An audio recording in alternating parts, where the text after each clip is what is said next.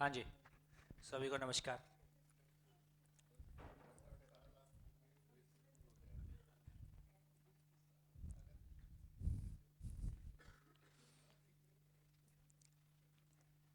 कहिए।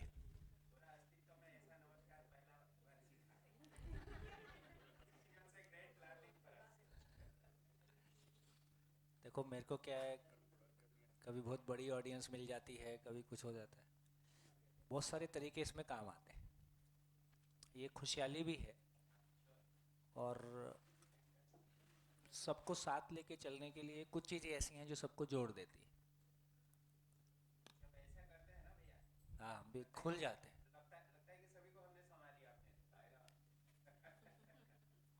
आजा जिंदगी आजा।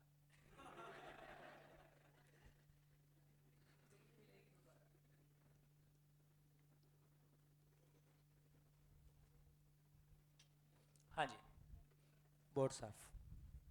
भैया। हाँ जी, तब तक कोई बात बताइए। निर्मूल्यन मतलब कुछ का कुछ, रस्सी को सांप मार लेना। ओवर मतलब ज़्यादा, अवमूल्यन मतलब कम, निर्मूल्यन मतलब कुछ का कुछ। हाँ जी, क्या निष्कर्ष निकला? हाँ, माइक।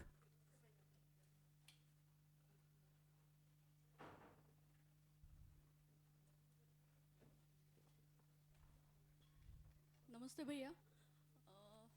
मुझे आज समझ में आया एक्चुअली, शायद जो पर्पस था मेरा यहाँ पे आने का, वो एक तरह से आज मुझे लग रहा है कि फुलफिल हो गया है और बहुत हैप्पी फील कर रही हूँ मैं। अ, मैं अपने इन्वायरमेंट से, लोगों से बहुत जल्दी हर्ट फील करने लगती थी कहीं ना कहीं। और आज मुझे ये रियलाइज़ हुआ कि ये जो हर्ट है वो बेसिकली जो दुख मैं फील करती हूँ, पहले ये लगता था कि सामने वाला मुझे समझ नहीं पा रहा है या वो मुझे अपना नहीं समझ रहा है, इसकी वजह से मुझे ये दुख हो रहा है, उसकी वजह से और दुख होता था, तो वो कंटिन्यूसली और डेप्थ में जाते जाते थे। लेकिन अभी ये रियलाइज़ हुआ कि ये दुख जो है बेसिकली वो एक इंडिकेटर है कि मुझे खुद पे काम करना है, वो कमी मेरे में है। ये एक पॉजिटिव चीज़ मुझे आज समझ आ गई। दूसरा चीज़ ये मुझे समझ आया है कि मैंने 50% टाइम, जो मतलब जो मेरा एज का 50% टाइम है, जो ओवरऑल लाइफ स्पैन होने वाला है, वो मैंने खुद को बनाने में लगा दिया। एज अ पर्सन जो मैं खड़ी हूँ, उसमें मैंने 30 ईयर्स अपने लाइफ के दे दिए हैं। तो इसका हर एक मोमेंट, हर एक सेकेंड इज़ वेरी प्रीसियस। मैं कहीं पे भी किसी के लिए भी इन्वेस्ट नहीं कर सकती, बहुत ही सोच समझ के मुझे इन्वेस्ट करना है। और तो खुद के टाइम की और वैल्यू समझ में आ गई मुझे। थर्ड चीज़ मुझे ये समझ में आया है कि अगर मैं कुछ इच्छा कर रही हूँ या कुछ मेरी एक्सपेक्टेशन है या कोई गोल है, अगर वो फुलफिल नहीं हो रहा है, इट मीन्स कि कहीं ना कहीं उसमें कुछ प्रॉब्लम है, क्योंकि कोई भी इच्छा ऐसी नहीं, सही इच्छा ऐसी नहीं है कि जो फुलफिल ही ना हो। और अगर फुलफिल नहीं हो रही है, या तो वो सही नहीं है या तो मैं प्रॉपरली उसको टारगेट नहीं कर पा रही हूँ, अप्रोच नहीं कर पा रही हूँ। तो I am feeling very happy and thank you. Thank you so much. बहुत बढ़िया। हाँ जी, पीछे एक माइक।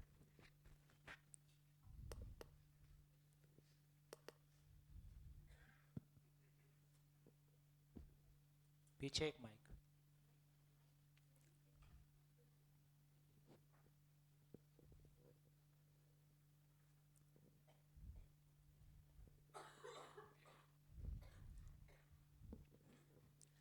Thank you sir. काफ़ी अलग ही आज इन्फॉर्मेशन हमें आज मिली है और बहुत ही खुशी महसूस हो रही है ये सब सारी बातें जानकर। जैसे अभी तक हम राग द्वेष इन सारी चीज़ों में थे, निगेटिव थिंग्स में हम थे, क्यों हो रहा था, कैसे हो रहा था, उसी को लेके हम चल रहे थे। पर अभी ऐसे महसूस हो रहा है कि हमारे पास बहुत कुछ है जो हमारे लिए पर्याप्त है। हमारे पास सुंदर घर है, हमारे माता पिता हमारे साथ हैं, हमारा लाइफ पार्टनर बहुत अच्छा है, हमारे बच्चे बहुत प्यारे हैं, धन पर्याप्त है, सारी चीज़ें अवेलेबल हैं जो हमें कंफर्टेबल करती हैं।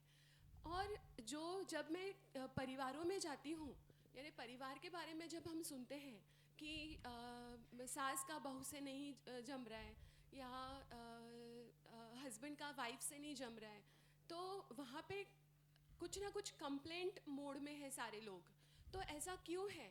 तो इसको कवर अप करने के लिए हमें हमारे आचरण में चेंजेस लाने पड़ेंगे। जैसे हमारे लाइफ पार्टनर में कुछ चीज़ें हमें खटकती है, तो उन चीज़ों को हमें समझ के उनको एक्सेप्ट करना पड़ेगा कि नहीं भाई, मेरा हस्बैंड इसी ही पर्सनालिटी का है, वो ऐसे ही चलता है। जैसे मेरी सास है, मेरी सास को अगर कुछ मुझ में प्रॉब्लम्स लगती है तो क्यों लगती है, वो चीज़ें समझ के कि सास को किस चीज़ से खुशी मिलेगी वो समझ के, या उनकी पर्सनालिटी किस तरह की है वो समझ के हम अपने आचरण में चेंजेस लाकर ये सारी चीज़ें सॉल्व कर सकते हैं। ये चीज़ मैं थोड़ा समझ पाई हूँ आज। Thank you sir. नमस्कार सर। पहले बेसिकली 20 साल से मैं ओशो को फॉलो कर रहा हूँ, शिबिर कर रहा हूँ। तो ज़िंदगी 3 प के बीच में खड़ी हो गई थी। एक परिवार, परमेश्वर और पूंजीवादी जो व्यवसाय। पेशे से वकील हूँ, लेकिन उन वकालत में कुछ मज़ा नहीं आता मुझे, मन शांत नहीं होता, और वो ऐसा बोलना नहीं चाहिए। तो मैं खुद का व्यवसाय भी करता हूँ। तो बेसिकली मैं तालमेल इतना ने मेडिटेशन सारा ओशो को पढ़ना, शिविर करना, उसके बाद भी तालमेल नहीं बिठा पा रहा था। लेकिन ये शिविर जब से किया चोटी से, फिर आपके भी 2-3 सब सुनने बाद अभी मैं बेसिकली शांतपने सबको तालमेल बिठा पा रहा हूँ। ये इस जीवन विद्या का मुझे जो प्राप्त हुआ वो मैं शेयर करूँ। Thank you. हमारी बेटी को हेलो,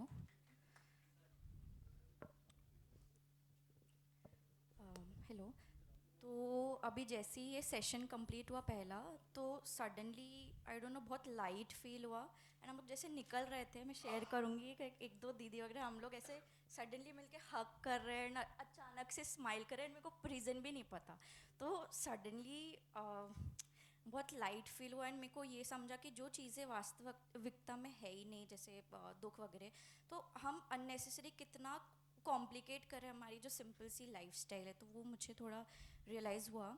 एंड हम लोग जो घटना विधि से जीते हैं, लाइक पर्टिकुलर माइलस्टोन के ये हो जाए तब ठीक हो जाएगा, इंजीनियरिंग हो जाए तब ठीक हो जाएगा, ये हो, तो घटना विधि से नहीं, हमको सेल्फ असेसमेंट एंड क्रिया विधि से जीना चाहिए। तो ये मुझे समझा।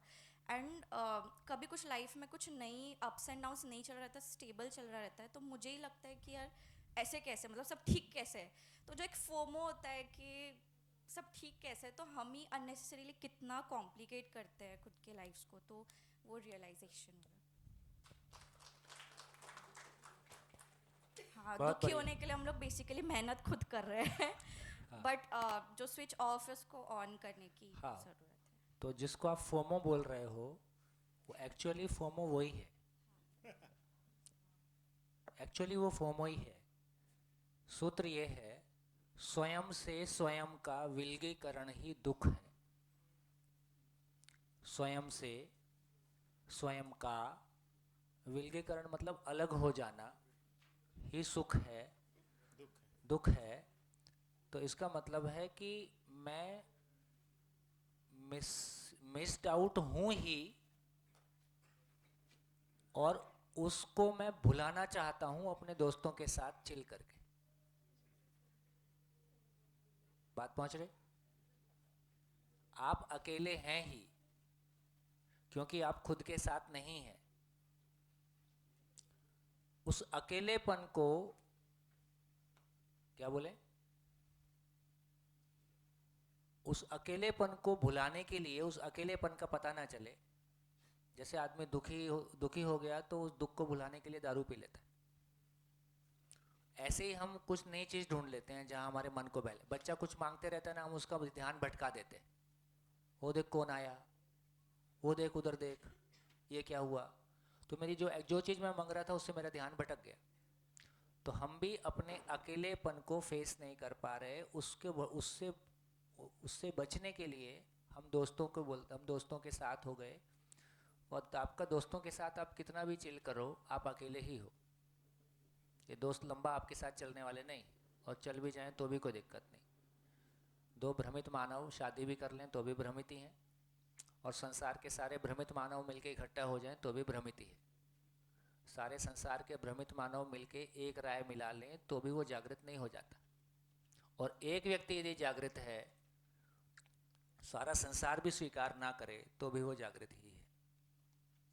सही की ताकत। इसलिए लोकतंत्र असफल है। मेजॉरिटी का जो मामला है, इसका कोई मीनिंग नहीं।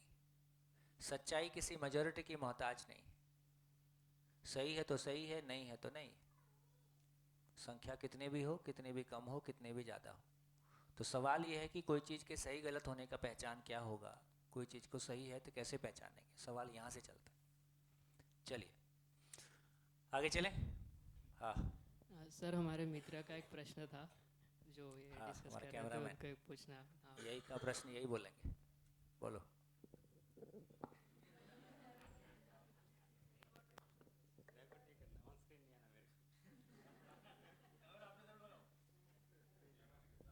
हेलो सर, मेरी अभी कल शाम को एक ऐसी दुविधा हुई कि अभी मैं इस फोटोग्राफी और वेडिंग लाइफ से जुड़ा हुआ था, तो मैंने बहुत सी जगह पे ऐसे अप्लाई किया कि मुझे कुछ कैरियर के लिए कुछ मिल जाए, फिल्म इंडस्ट्री हो या कुछ स्टूडियो लाइफ के लिए।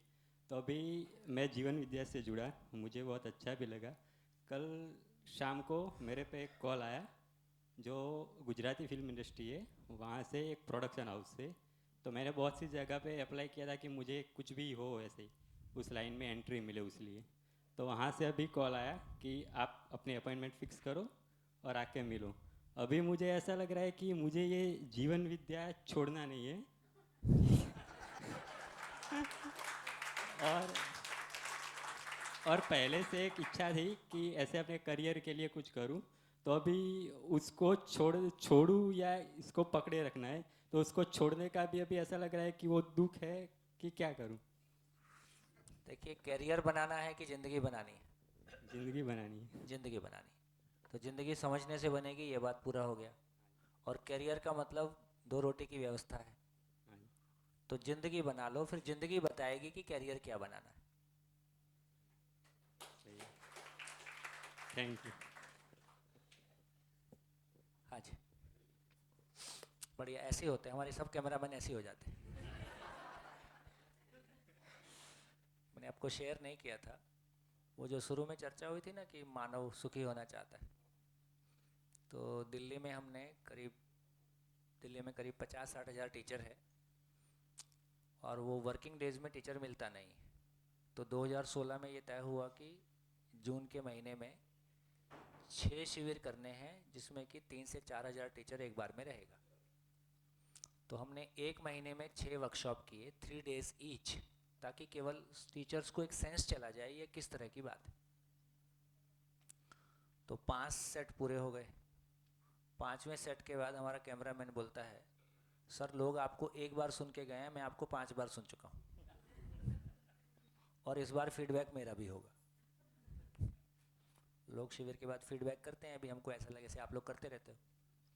मैं तो बहुत खुशी की बात है, बताओ। तो उसने अपना फीडबैक दिया है। हाँ, मैं भी लास्ट में दूंगा।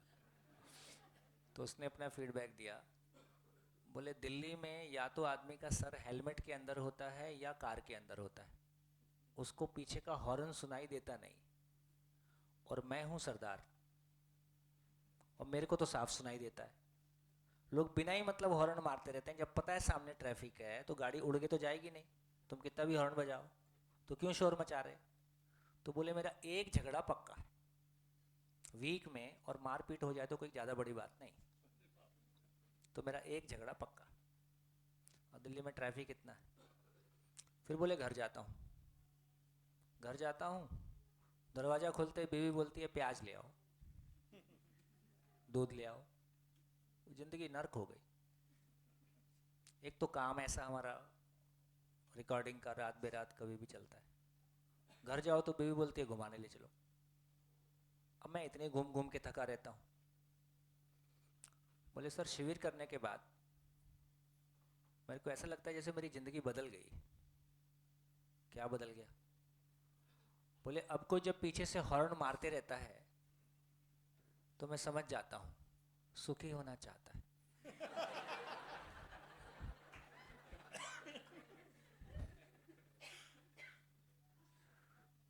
फिर मेरे को बीवी के बारे में भी समझ में आया कि एक लड़की अपना सब कुछ छोड़ के हमारे घर में आ जाती है और हम फिर उन चीज़ों को पाने में निकल जाते हैं जिनकी हमको तलाश थी। अब बीवी तो आई गई है, उसको हम टेकन फॉर ग्रांटेड लेते हैं।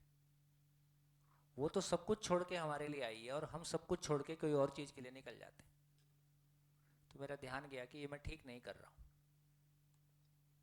तो थोड़ा सा पता नहीं क्या बदला होगा। अब मैं घर गया तो दरवाज़ा बोले वो तो 2 माले से उतरेगी और फिर जाएगी पैदल, राशन लेके आएगी। मैं तो 3 छलांग मारूंगा, एक्टिवा उठाऊंगा, ला दूंगा। तो दरवाज़ा खुलते ही मैंने पूछा क्या लाना है। बोली अंदर आ जाओ।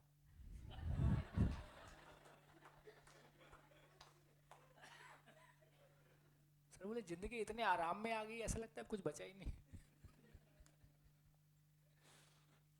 किसी का क्या एक्सप्रेशन आता है ये पता नहीं चलता, पर जिंदगी इतना मुश्किल बिल्कुल नहीं।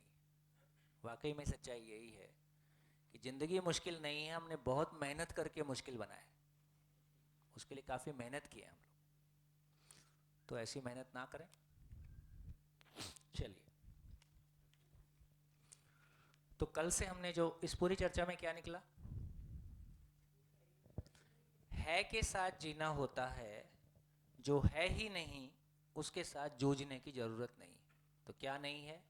काम, क्रोध, लोभ, मोह, मद, मात्सर्य नहीं है, इनका कोई अस्तित्व नहीं है, है ना। नेगेटिविटी का कोई अस्तित्व नहीं है, दुख का अस्तित्व नहीं है, भ्रम का अस्तित्व नहीं है। क्या चीज़ का अस्तित्व है? 4 अवस्थाएं हैं और अवस्थाओं की सभी इकाइयाँ एक दूसरे के साथ उपयोगिता पूरकता के साथ हैं और पूरी सृष्टि किसी नियम के साथ है। उस नियम को समझने की मानव में सामर्थ्य है, उस नियम को समझना है और उस नियम में शामिल हो जाना है। इसी का नाम जिंदगी है। इसी को मैं कहता हूँ, देखो अस्तित्व की बारात निकली। आप देखोगे कि जितने भी पारंपरिक नृत्य हैं सबका डिज़ाइन क्या है? सबका डिज़ाइन है गोल घूमते हुए ऑर्बिटल मोशन करना। घूमर से लेके गरबा से लेके जितने भी पारंपरिक डांस है सबका लगभग स्टाइल एक ही जैसा। तो बेसिकली ये क्या चीज़ है? तो किसी ने भी अस्तित्व दर्शन कभी किया होगा, कभी किसी को भी कोई झलक मिली होगी, कोई भी आदमी ने, कोई भी। तो बेसिकली पूरी सृष्टि का डिज़ाइन यही है कि अर्थ स्पिन मोशन करता हुआ ऑर्बिटल मोशन कर रहा है और उस ऐसा ऑर्बिटल का मोशन करते हुए पूरी सृष्टि में सब कुछ एक दूसरे के साथ पहचान के हार्मनी में है। जब भी किसी ने इस हार्मनी को किसी भी अंश में पहचाना होगा वो उसी तरह नृत्य कर दिया होगा, उसी तरह नाच उठा होगा। तो बेसिकली भारत में नृत्य किसी ईश्वर आराधना से प्रकट हुआ, भरतनाट्यम से लेके तमाम ये नृत्य। और फिर ये भौंडे नृत्य में आ गए, ये अभी अलग बात है ना। अभी जिस तरह करते हैं वो एक अलग दुनिया हो गई। तो इससे समझ में आया कि ये अस्तित्व अपने आप में एक उत्सव है और ये अपने आप में एक समझने लायक बात है कि अस्तित्व में जब भी कुछ विकास होता है, जब भी कुछ आगे की स्थितियां प्रकट होती हैं, वो किसी खुशी की अभिव्यक्ति होती है। तो जब भी आदमी बहुत खुश होता है तो और वो, है ना, और वो पॉजिटिव सोचने लगता है और वो बेहतर करने का सोचने लगता है। तो अस्तित्व की बारात निकली है, इसमें हर इकाई अपने आप में उत्सव के साथ है, नृत्य के साथ है। इस बारात को समझ के हम भी इस बारात में शामिल हो सकते हैं और नृत्य करते हुए, खुश रहते हुए ज़िंदगी बिता सकते हैं और बहुत प्रोडक्टिव हो सकते हैं। ये बात भी ठीक है कि अपनी बारात निकालने की कोशिश करेंगे तो जनाजा ही निकलेगा, क्योंकि नियम को वायलेट करने की हैसियत हमारी नहीं है। नियम को समझकर नियम पूर्वक जीने की हमारी योग्यता है, लेकिन नियम का विरोध ही दुख है। उसको दुख का इतना ही मतलब है, जब भी जिंदगी में दुख आया तो मैंने किसी नियम का विरोध किया है, इसका इतना ही मतलब है। ये केवल एक इंडिकेटर है। उस इंडिकेटर को समझकर मैंने क्या नियम का विरोध किया, तो कुल मिला के मैं किसी सच्चाई को समझता हूँ और सच्चाई के साथ में जीता हूँ। तो नेगेटिव से जूझने की ज़रूरत नहीं है, उसके लिए कोई बात भी करने की ज़रूरत नहीं। तो हमारा ध्यान इस पे चला गया कि जो कुछ भी है अस्तित्व में व्यवस्था, तो अस्तित्व में क्या क्या है? तो है में पता चला 2 तरह की चीजें हैं। एक चीज है, एक तो है में पता चला कि इकाइयां हैं, यूनिट्स। है में एक प्रकार की चीज है जिसको हम बोल रहे हैं जड़ इकाइयां, जड़ यूनिट्स। दूसरा चैतन्य यूनिट्स। जड़ यूनिट में हम एटम की बात कर रहे और चैतन्य में हम जीवन की बात कर रहे।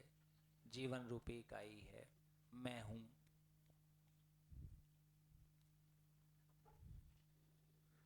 इसको रिटायर कर दो। अब ये एटम ही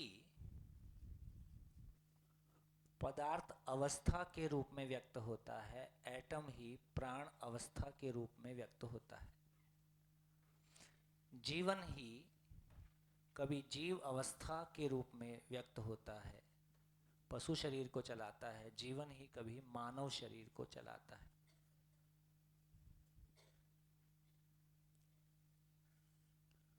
अब ये भी हमारे ध्यान में आ गया कि मानव के अलावा सभी इकाइयों में आचरण की निश्चितता है और ये आचरण की निश्चितता अस्तित्व में जो लार्जर कैनवस है, जो बड़ी व्यवस्था है, उसमें किसी भूमिका के स्वरूप में है। शरीर में किडनी है, किडनी अपने आप में व्यवस्था है और शरीर की व्यवस्था में भागीदार है। इस तरह से जितने भी पेड़ पौधे पशु पक्षी सब कुछ दिखाई देते हैं, नदी नाले और मरुस्थल और पहाड़ है ना, जो कुछ भी दिखाई देता है अंटार्कटिका सहित, सब कुछ इस धरती की जलवायु इस रूप में बनी रहे कि इस धरती पे पेड़ पौधे पशु पक्षी और मानव सभी पुष्पित पल्लवित होते रहें और ये अपनी जागृति को, अपने काम को आगे करें। तो सब कुछ एक दूसरे के साथ एक कनेक्शन है। तो मानव के अलावा सृष्टि में सभी इकाइयों के आचरण की निश्चितता है ना। इसी को बोला आचरण की निश्चितता है सभी इकाइयों में। मानव के अलावा सभी इकाइयों में आचरण की निश्चितता है और मानव भी निश्चित आचरण के साथ जीना चाहता है कि अनिश्चित आचरण के साथ रहना चाहता है ना। मैं दूसरों से कैसे आचरण की अपेक्षा करता हूँ? निश्चित आचरण मतलब ऐसा आचरण जो हमेशा मेरे लिए और सभी के लिए सुखदायी है। ऐसा आचरण जो सभी के लिए सुखदायी है वो मेरे लिए भी सुखदायी है। तो इसका मतलब मैं स्वयं से भी एक ऐसे आचरण की अपेक्षा करता हूँ, है ना, मेरे भाव विचार मेरे लिए दुखदायी ना हो, किसी और के लिए भी दुखदायी ना हो। तो ऐसा तो मानव में अपेक्षा है, समझ पूर्वक वो भी ऐसे आचरण को जी पाता है। हम अभी समझने के प्रोसेस में हैं। तो मानव के अलावा सभी इकाइयों में आचरण निश्चित है। ये निश्चित आचरण को हम नियम बोलते हैं। तो आपको नियम की क्लैरिटी हो गई।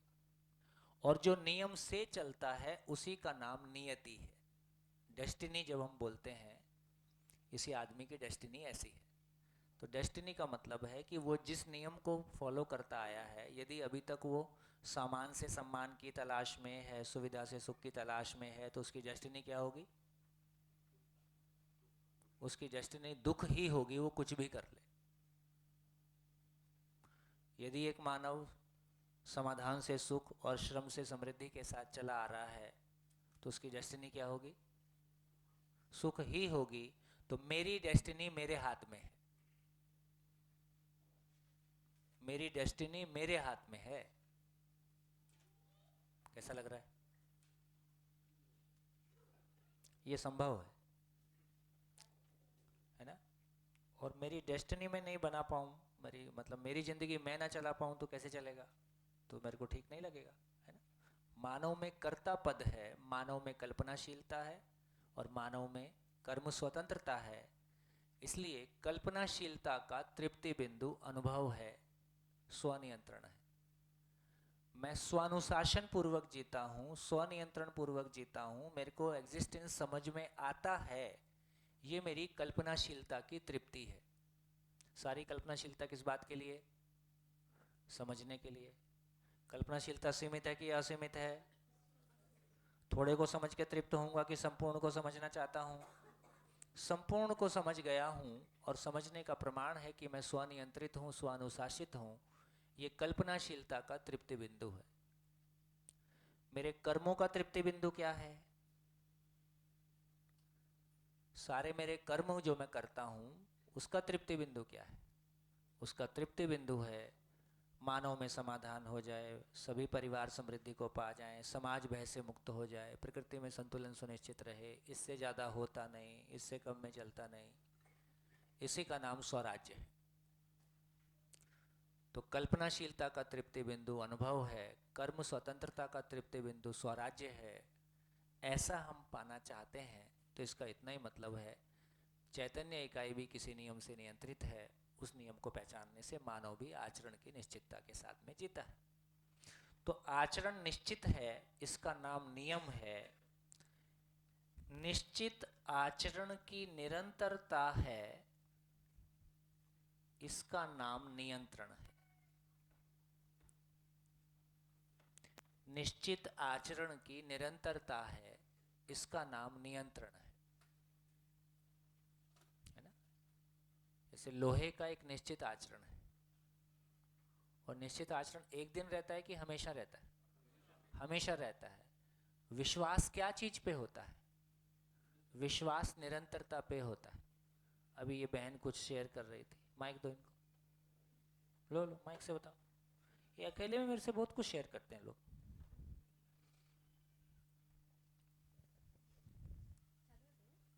बोलोगे तो पता चल जाएगा। बोलो बोलो। जो आपसे किया वो हाँ शेयर वही। हमने शेयर किया कि जैसे हमारे श्रीमान जी 2016 से जीवन विद्या में लगे हुए, दर्शन पढ़ लिया उन्होंने।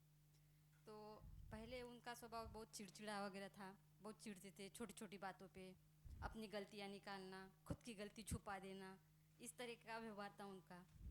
तो जैसे दर्शन में आए वो सब चीज़ कम हो गया उनका, और ये 3-4 सालों में और तगड़ी पहुँच हो गई उनकी।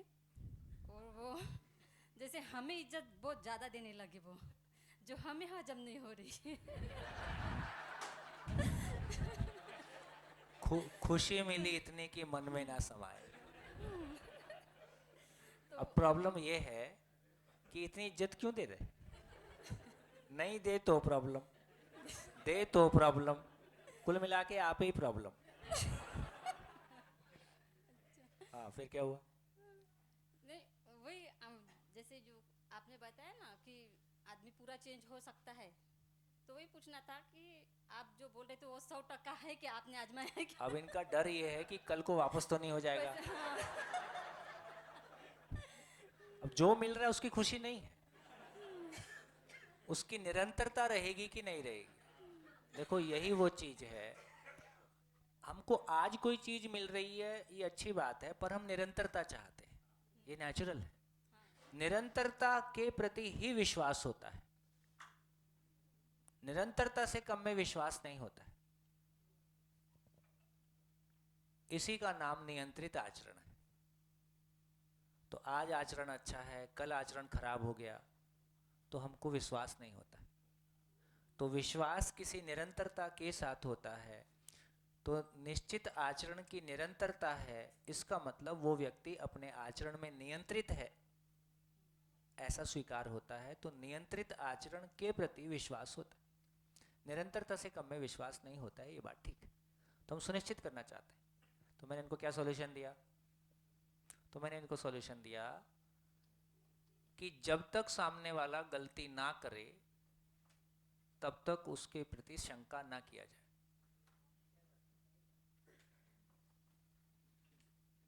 आपका शंका करना उनकी प्रॉब्लम नहीं है, अपने में विश्वास में कमी है, ये हमारी शंका का मतलब है। तो अपने जम के अध्ययन करें, अपनी शंका से मुक्त हों। और एक दिन पति पत्नी में से पहले एक जन जाता ही है, हाँ, एक जन बाद में रहता ही है। तो ना हम पहले साथ में थे, ना आगे भी साथ में है। जब तक ये साथ मिला है तब तक इस साथ को बढ़िया सार्थक किया जाए, पता नहीं कब साथ छूट जाता है। हाँ जी, बढ़िया।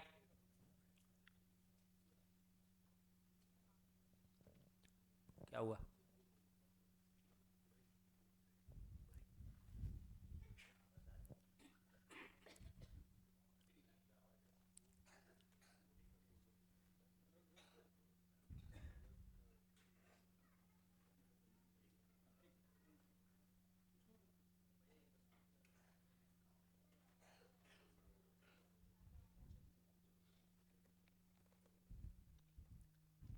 हाँ जी, चले चलिए।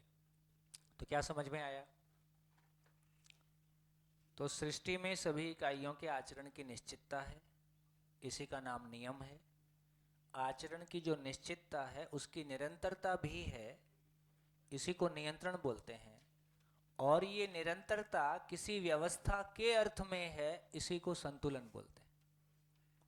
तो नियम, नियंत्रण, संतुलन। तो मानव के अलावा जो कुछ भी संसार हमको दिखाई देता है उसमें नियम का दर्शन भी होता है। सभी इकाइयाँ अपने आचरण की निरंतरता के साथ हैं, वो अपने आचरण में नियंत्रित हैं, ये भी दर्शन होता है।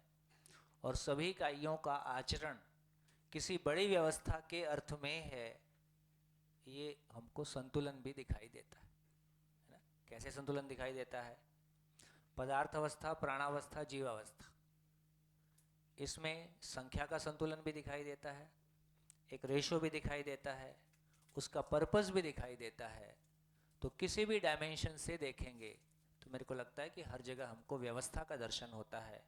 मेरे को लगता है कि एजुकेशन में भी हम इस बात को बहुत हाईलाइट कर सकते हैं कि सृष्टि अपने आप में व्यवस्था है और हर जगह व्यवस्था का दर्शन कैसे होता है। ऐसी दृष्टि बन गई तो बच्चा हर जगह अस्तित्व में व्यवस्था का दर्शन करेगा और धीरे धीरे स्वयं भी वो उस अस्तित्व का पार्ट है, तो स्वयं की व्यवस्था का भी दर्शन करेगा। दृष्टि विकसित करने की जरूरत है। अभी हमारी दृष्टि कैसी है? वो क्या पढ़ाते हैं? है? घोड़े की आंख तो है ही है, वो तो हम साइंस में, वो थ्योरी ऑफ एंट्रोपी। सब कुछ अव्यवस्थित है और ये एग्जिस्टेंस क्योस की ओर जा रहा है। तो साइंस को इस एग्जिस्टेंस के पर्पस का कुछ पता नहीं, टोटल भ्रम, और बेकार में हम परेशान हो रहे। तो साइंस में स्ट्रक्चरल फंक्शनल तक ठीक है, वो जो फिलॉसफी देता है उसको उसके द्वारा रीथिंक करने की जरूरत है। हम एग्जिस्टेंस जैसा है उसको पर्पस के साथ नहीं देखे हैं। इसलिए मैं कहता हूँ देखो, मेडिकल साइंस में हमको ये नहीं पता शरीर को स्वस्थ क्यों रखना है ना? ये मानव के होने का पर्पस क्या है? ये पूरे एग्जिस्टेंस का ही पर्पस क्या है? एग्जिस्टेंस में हर इकाई के होने का कोई पर्पस है? क्यों ये सब चल रहा है? क्यों इतनी मेहनत करना है? कहाँ से टपक गया सब? किसने टपका दिया ये? तो जब तक हमारे पास फंडामेंटल आंसर नहीं है, है ना? साइंस में हमको नहीं पता है कि इलेक्ट्रॉन घूम रहे तो इनको एनर्जी कहाँ से मिल रही, नहीं पता है कि इतनी वैरायटी कहाँ से पैदा हो गई। 10th की CBSE की बुक में लिखा है बायोलॉजी में, कोशिकाएं गलती करती हैं इसलिए नई प्रजातियां पैदा होती, ऐसा लिखा है। तो और डार्विन जब अध्ययन कर रहे हैं, तो डार्विन जब अध्ययन कर रहे हैं वो मानव का अध्ययन है कि शरीर का अध्ययन है? और शरीर का विकासवाद है कि मानव का विकासवाद है? और शरीर का विकासवाद है, हम उसको मानव का विकास बोल के पढ़ रहे हैं। मानव समझ में आया होता तो हम कुछ और कहते। डार्विन ये नहीं बता पाता है कि अब ऐसा ही रहेगा कि और भी 2 मुंडी आएंगी कि नहीं आएंगी, और ऐसा ही विकसित हुआ तो ऐसा क्यों हुआ, ऐसा ही क्यों विकसित हुआ। तो ऐसा जब हम कम से कम, अच्छी बात यह है कि इस दर्शन की रोशनी में हमको अपनी विचार की ताकत का पता चलता है और विचार के डायमेंशन का पता चलता है कि सोचना क्या है और किस दिशा में सोचना है। सारे सोचने का फल क्या है कि हमारी ज़िंदगी में बाहर आ जाए, इस संसार में हर व्यक्ति की ज़िंदगी में बाहर आ जाए और वो बाई एजुकेशन आ जाए। तो इसका मतलब है सृष्टि में मानव के अलावा हर इकाई नियंत्रित है और वो निश्चित आचरण की निरंतरता व्यवस्था के अर्थ में है, वो व्यवस्था का पार्ट है। इसलिए हर इकाई में एक संतुलन परंपरा के रूप में भी प्रमाणित होता है। तो सृष्टि में सभी इकाइयां नियम के साथ है, नियंत्रण के साथ है, संतुलन के साथ है। बढ़िया, यहाँ तक ठीक हो गया। अब सवाल खड़ा ये होता है, आखिर ये ऐसा है तो कैसे है? ये नियम को बनाने वाला कौन है? या नियम बन कैसे रहा है ना? ये सृष्टि में सारे एटम कहाँ से आ गए? ये सब कुछ इतना नियम से कैसे चलता है? क्या ताकत इसके पीछे है जो ऐसा चलाती है? ये सब थोड़ा सा हमारा ध्यान जाता है कि जो कुछ है वो बढ़िया तो है, पर ये चल कैसे रहा है सब। जी।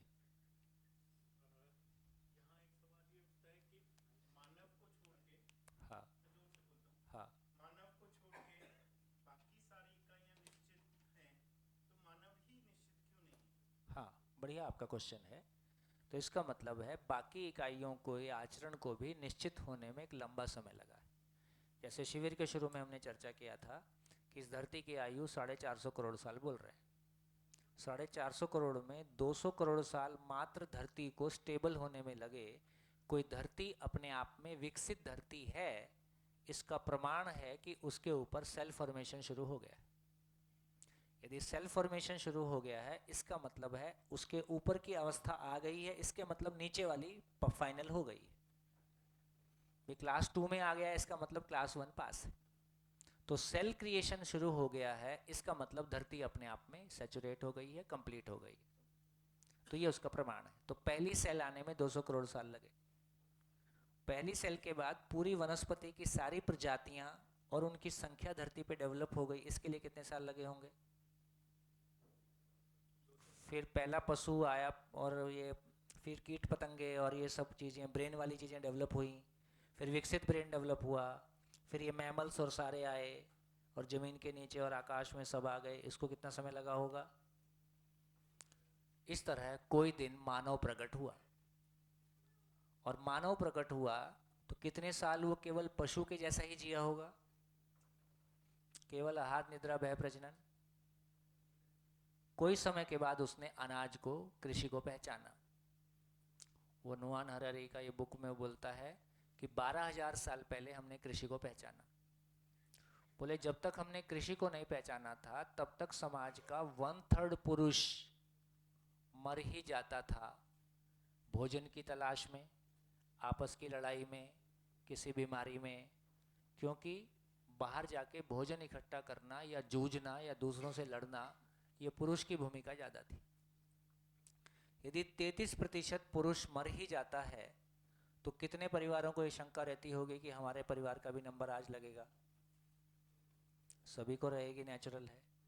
तो उस समय में कितना मानव असुरक्षित होकर रहा होगा कि पुरुष घर से बाहर गया है, वापस लौटेगा कि नहीं, एक जंगल में शेर खा जाएगा कि कोई दुर्घटना घट जाएगी।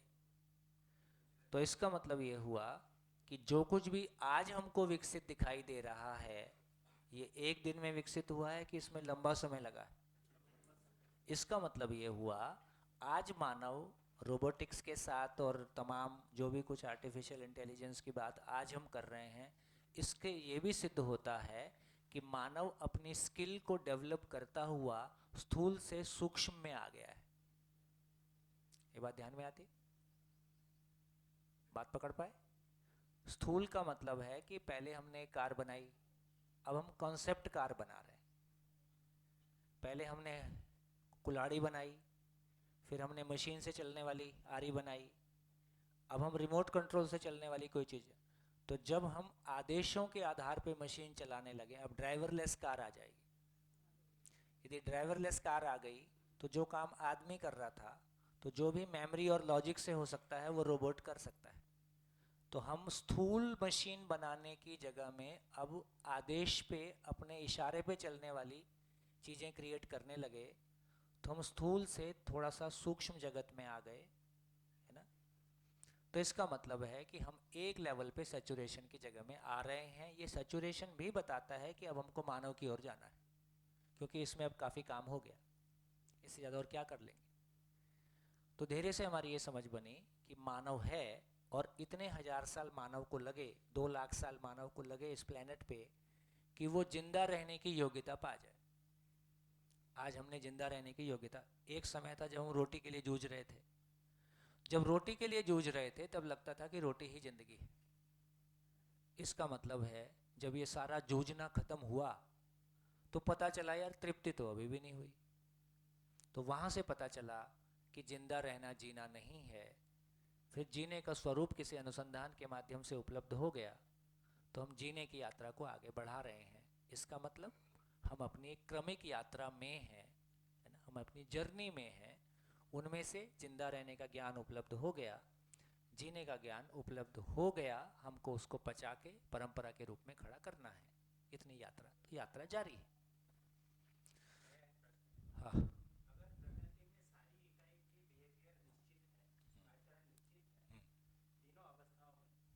तो फिर मानव का जो अभी की आचरण है उसको अनिश्चित हम क्यों कहें?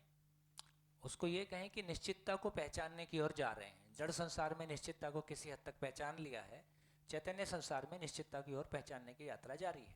नहीं, अभी अगर हम एज्यूम करें कि यही हमारी निश्चित आचरण है, क्योंकि प्रकृति का कोई नियम को वायलेट करने की ताकत मानव का नहीं है, प्रकृति के द्वारा नियंत्रित है। मानव के पास वो ताकत है कि इस धरती को सूरज बना दे, कि इस धरती को स्वर्ग बना दे। ये ताकत मानव के पास है। ये तो हम एज्यूम कर रहे हैं। एज्यूम नहीं कर रहे हैं। जितना एटॉमिक वेपन पड़ा है उसको यूज कर लो। अभी डिटेल ये मिलती है कि जितना एटॉमिक वेपन हमारे पास धरती पे मौजूद है, केवल बटन दबाने की जरूरत है। उससे इस धरती, हाँ, ये दो वैज्ञानिक साहब बैठे हैं, इनसे पूछो। तो इसका मतलब है कि एक बार फिजन फ्यूजन शुरू हुआ तो इस धरती को 40 बार सूरज बनाने की हमारे पास मटेरियल है। ये 20 साल 40 साल पुरानी बात है। अभी तो उसके बाद और एक बार बनाया, दोबारा बनाने की जरूरत पड़ेगी नहीं। तो इसका मतलब ये हुआ कि मानव इस धरती को सूरज, धरती का फाइनली धरती रहेगी, लेकिन सूरज बन गया तो पूरा वनस्पति संसार, मानव, पशु सब खत्म। तो मानव इस धरती को आग का गोला बना सकता है और मानव इस धरती की किस्मत बदल सकता है। क्योंकि अभी हम मानव को क्या बोलते हैं? हम स्वयं को शरीर मान के जी रहे, तो इसको मृत्यु लोक बोलते हैं। सुना है? मृत्यु लोक है ना। स्वयं को शरीर मान के जीते हैं तो इसका नाम मृत्यु लोक है। और एजुकेशन में जागृति आ गई तो ये जागृति लोक हो जाए।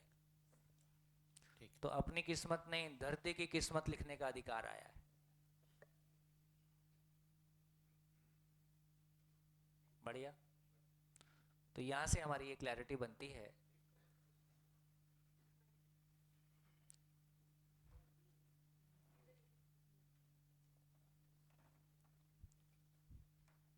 जो हमारी डिस्कवरीज हैं प्रेजेंट में या पास्ट में, वो हमारे आसपास जो इवोल्यूशन हुआ है वो सिर्फ एक पर्टिकुलर प्लेनेट पे ही हमको देखा गया है। जो हमारे आसपास के प्लेनेट्स हैं या जो आसपास के स्टार्स हैं उनके अगर प्लेनेट्स हैं, तो कहीं पे ये वाली चीज़ जिसको हम इतनी सारी इकाइयां हैं, वो मानव या फिर इवन पौधे वगैरह वो भी नहीं मिले अपने सोलर मंडल में नहीं है। ठीक, क्या करना तो ऐसा क्यों है? ऐसा है? बाकी जगह पे सिर्फ एक पर्टिकुलर प्लेनेट को क्या ही पता पहले मंगल पे रहा हो, हमने यही सब कुकर्म करके यहाँ आए हो, क्या मालूम। सूरज पे रहा हो, उसके वो मिलेंगे ना, पर अगर पहले था तो उसके बाकियात मिलेंगे ना। अब किसकी मजाल है सूरज में जाएगा? नहीं, सूरज नहीं, मंगल पे ढूंढने जाए, क्या ढूंढने जाएगा वहाँ? तो इसका मतलब है, देखो लॉजिक ये कहता है कि यदि एक धरती पे मानव है तो अनंत पे मानव हो सकता है कि नहीं? नकारने का कोई अधिकार आपके पास नहीं। हाँ, प्रमाण भी नहीं है। प्रमाण भी नहीं है। तो पहले अपना हाल पता कर लें, फिर प्रमाण देखेंगे। हाँ जी सर, वो स्थूल से सूक्ष्म आप जो जा रहे हो, उसमें वो जीवन की चाहत क्यों है? वो मतलब ठीक है, क्यूरियोसिटी है, जानना है, ज्ञान है, वो एक व्यवस्था है, पर वो आती कहाँ से? मतलब वो स्थूल से सूक्ष्म जाना क्यों है? आप ये बोल रहे हो कि समझना क्यों है, ऐसा बोल रहे हो? क्या जो नियम है कि भाई हमको जानना है या ये जो चाहत है खुश रहने नहीं, मतलब जैसे अभी स्थूल से सूक्ष्म में, स्थूल से सूक्ष्म में क्यों जाना है, ऐसा पूछ रहे हो? हाँ, मतलब वो क्यों समझना है उसको, जीवन को क्यों समझना है, ऐसा पूछ रहे हो? हाँ है ना? नहीं, समझना तो वो है उसका, क्योंकि हमको निरंतर सुख चाहिए। ये निरंतर सुख कहाँ से आ गया? हाँ, सभी मानव में निरंतर सुख की कामना को किसने डाला, ऐसा पूछ रहे हो? हाँ, ठीक बोल रहा हूँ? हाँ, वैसे ही कुछ ऐसे बोल। शाम तक आ जाएगा।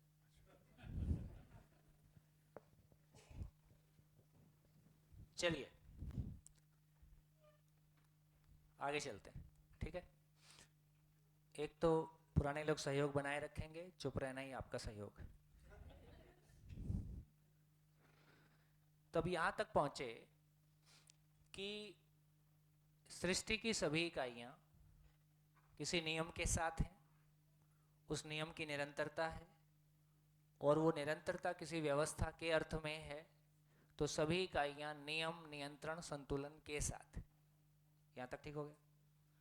अब सवाल खड़ा ये हुआ कि आखिर ऐसा क्या महिमा है, क्या सिस्टम है, कौन इसको ऐसे चला रहा है, कौन इसको बना रहा है, कैसे ये सब चल रहा है, ये समझने की हमारी आवश्यकता बनती है। ठीक हो गया? तो यहाँ से चर्चा शुरू करते हैं। तो इसका मतलब है जितनी भी इकाइयाँ हैं उसके बारे में तो हमारा सारा ध्यान चला गया कि 4 प्रकार की इकाइयाँ हैं, उसको हम 4 अवस्थाओं के रूप में देखे हैं, तो उस पर तो हमारा ध्यान चला गया। अब इसमें तो ऐसा कुछ दिख नहीं रहा है कि ये सारी, है ना, ये सारी चीज़ को चला रहा है, बना रहा है, बता रहा है या नियंत्रित है। कैसे ये नियंत्रित है? तो हम पूरे अस्तित्व को एक्सप्लोर करने की कोशिश करते हैं कि क्या इकाइयों के अलावा और भी कोई वास्तविकता है क्या। क्वेश्चन क्लियर है? जो लोग पहली बार से शिविर कर रहे हैं और यूट्यूब से करके नहीं आए, ठीक, उनसे बात हो रही। तो इस हॉल में इकाइयों के अलावा और भी कोई वास्तविकता है क्या? बोलिए। इस हॉल में इकाइयों के अलावा, यूनिट्स के अलावा और भी कोई वास्तविकता है क्या? कहाँ है? कहाँ है? कहाँ है? एयर। अब देखो, आप ऐसी बात करोगे तो कैसे चलेगा? एयर क्या है? मॉलिक्यूल्स हैं, एटम्स हैं। एटम्स क्या है? यूनिट्स है। यूनिट्स। आप तो यूनिट है। मेरा शरीर भी यूनिट है, मैं भी यूनिट हूँ। एक जीवन, 2 जीवन, 3 जीवन, 4 जीवन।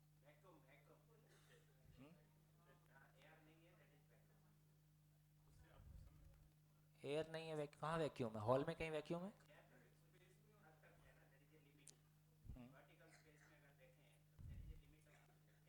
जहाँ एयर नहीं है उसके बाद, ऐसा बोल रहे? हाँ। एक सिस्टम है।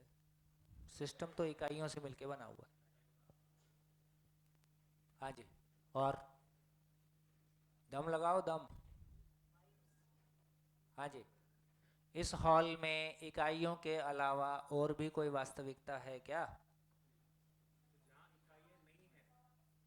कहाँ इकाइयाँ नहीं है?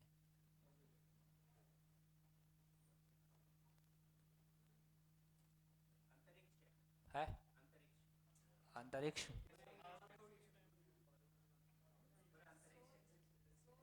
सोच भी जीवन रूपी वास्तविकता की अभिव्यक्ति है। हाँ जी। और कुछ?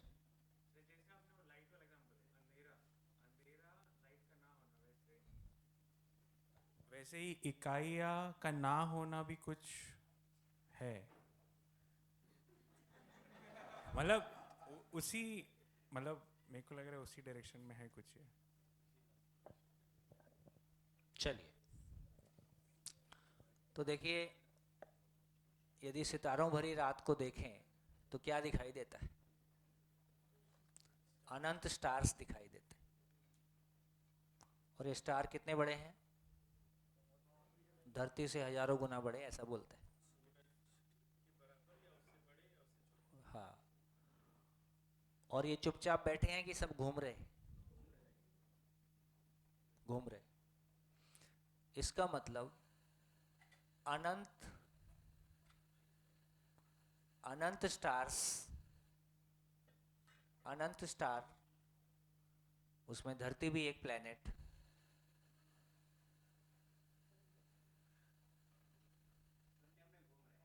शून्य में घूम रहे हैं।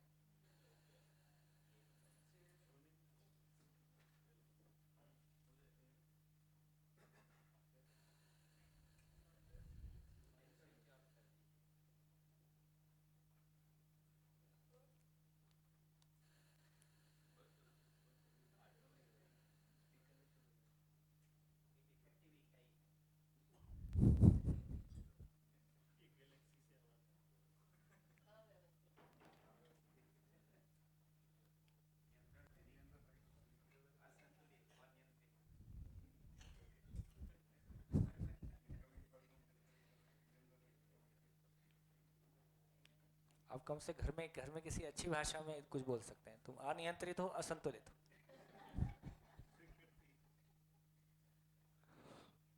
हाँ, चले, चलिए। तो क्या समझ में आया? तो पूरी सृष्टि को देखें, पूरे यूनिवर्स को देखें तो हमको ये दिखाई देता है कि अनंत इकाइयाँ और बहुत गति के साथ स्पिन मोशन करते हुए ऑर्बिटल मोशन पूरे ब्रह्मांड में, यूनिवर्स में करती हुई। इसका मतलब कितनी खाली जगह होगी कि ये आपस में टकरा नहीं रही हैं? बहुत खाली जगह होगा। तो ये समझ में आया कि यदि पूरे ब्रह्मांड को देखें तो खाली जगह में अनंत इकाइयाँ, खाली जगह में घूमती हुई अनंत इकाइयों के स्वरूप में ये ब्रह्मांड, यूनिवर्स हमको समझ में आया। तो दो प्रकार की वास्तविकताएं हैं। एक प्रकार की वास्तविकता वो है जिसको हम यूनिट्स बोल रहे हैं, जिनको हम गिन रहे हैं, और दूसरी एक वास्तविकता जिसको हम खाली स्थान के रूप में पहचान रहे हैं, है ना? तो खाली स्थान रूपी एक वास्तविकता और समझ में आई। तो यहाँ से हमको ये ध्यान में चला गया कि एक वास्तविकता वो है जो इकाइयाँ हैं, दूसरी वास्तविकता वो है जिसको हम कह रहे हैं कि खाली स्थान है। खाली स्थान का मतलब स्पेस। तो स्पेस में अनंत इकाइयों के स्वरूप में ये पूरा यूनिवर्स दिखाई देता है। और ये स्पेस कहाँ तक है ना? तो ये स्पेस एक है कि दो है? ये स्पेस एक है कि दो है? एक है। तो ये समस्या खड़ी हो गई। क्या समस्या खड़ी हो गई? कि एक किसको बोला जाए? अब ये एक है कि दो है? अब उसी को एक बोल देते हो, उसी को दो बोल देते हो। तो एक किसको बोलेंगे? है जुड़ा हुआ। ये जुड़ा हुआ है। अब ये एक है कि नहीं? ये एक है कि अनेक है? अभी ये एक है। अभी ये एक है। और अभी ये नीचे वाला निकाल दूं तो दो हो गए। तो एक है कि कोई चीज एक होती है कि अनेक होती है?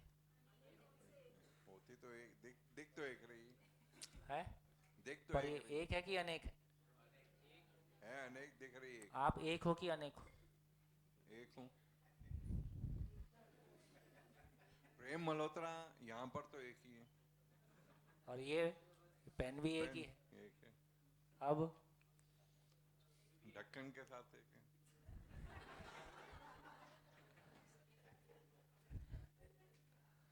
तो एक का डेफिनेशन क्या हुआ? एक किसको बोलते हैं? हाँ जी। ब्रेक डाउन करके टुकड़ा टुकड़ा कर दें तो मल्टीपल हो जाएगा। हमारी देखने की नजरिया के अनुसार ये अभी एक है। अगर आप दो टुकड़ा कर रहे हैं तो दो। तो एक का परिभाषा क्या होगा? एक किसको बोलते हैं? स्पेसिफिक लेंथ, विड्थ, मास इस तरह रहेगा। कंप्लीट कौन होता है? पूरा मतलब किसको बोलेंगे? स्पेस जो कनेक्टेड है उसको एक बोलेंगे। कनेक्टेड मतलब जो, हाँ, जैसे आप ये अलग कर रहे हो तो उनका कनेक्शन दूर हो रहा है, तो स्पेस में ये दो जगह घेर रही हैं, तो ये दो हो गए, अभी ये एक है। इसका डायमेंशन को डिफाइन किया जा सकता है। बाउंड्री बाउंडेड है। सर वो जो पेन की व्यवस्था है उसके मतलब एटम से लेके जो पेन है पूरा, उसमें बीच में स्पेस वेस है तो एक है कि नहीं? एक है कि नहीं? एक है कि नहीं? सर आप वो व्यवस्था को छोटा छोटा कर रहे हो ना, मतलब एक है कि नहीं? एक ही वो हमारे दिमाग में एक होते जा रहा है। वो जैसे जैसे आप उसको तोड़ते जा रहे हो वैसे वो एक एक होते जा रहा है अपने दिमाग में। और ये सारा एक है कि नहीं? वो तो बोलने की बात है सर। एक है नहीं, बोलने की बात है।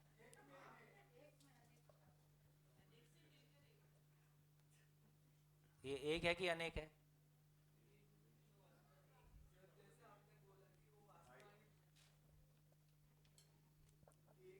वास्तविकता नहीं है, वो एक माप है। तो हम उस जो स्पेस आप बोल रहे हो एक या अनेक है, वो माप में आ ही नहीं सकता है ना। आप एक हो कि नहीं? मैं हूँ एक। अच्छा, मैं एक हूँ बाकी एक नहीं। सर हाँ उसकी यूटिलिटी अगर है तो वो एक है। जैसे आपने पेपर तोड़ा, उसकी यूटिलिटी फिर भी है, अब अभी भी है। क्या कर लोगे इसका?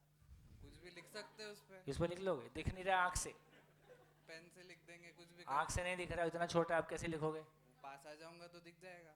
ओहो, मैं कह रहा हूँ जब पेन की टिप से भी छोटा है कागज, अब कैसे लिखोगे? इसकी सर, कोई फिर भी उसकी यूटिलिटी तो कुछ ना कुछ है। कुछ हो, क्या होगी बताओ? कहीं पैकिंग में डाल देंगे। जब तक कि उसकी यूटिलिटी है तब तक के वो उसको एक बोला जा सकता है। अच्छा,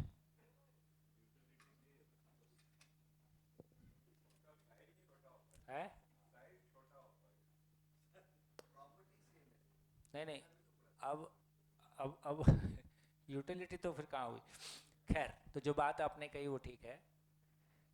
जिसकी बाउंड्री को डिफाइन कर सकते हैं वो एक। हाँ, यही तो समझने की बात है। इसलिए स्पेस को एक बोलेंगे, दो बोले, इसलिए स्पेस को एक नहीं बोल सकते क्योंकि बाउंड्री डिफाइन नहीं होती, इसलिए एक को असीम ही बोलना पड़ता है। जिसकी सीमा को नहीं पहचाना जा सकता है उसका नाम असीम है। तो इसको एक नहीं बोल सकते हैं, है ना, इसको असीम बोलना पड़ेगा क्योंकि बाउंड्री डिफाइन नहीं हो पा रही, तो ये असीम है।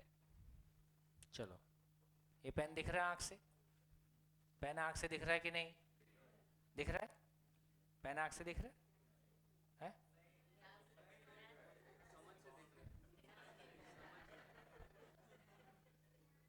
बहुत कंफ्यूजन हो गया है। देखो, कोई चीज़ कैसे दिखाई देती है?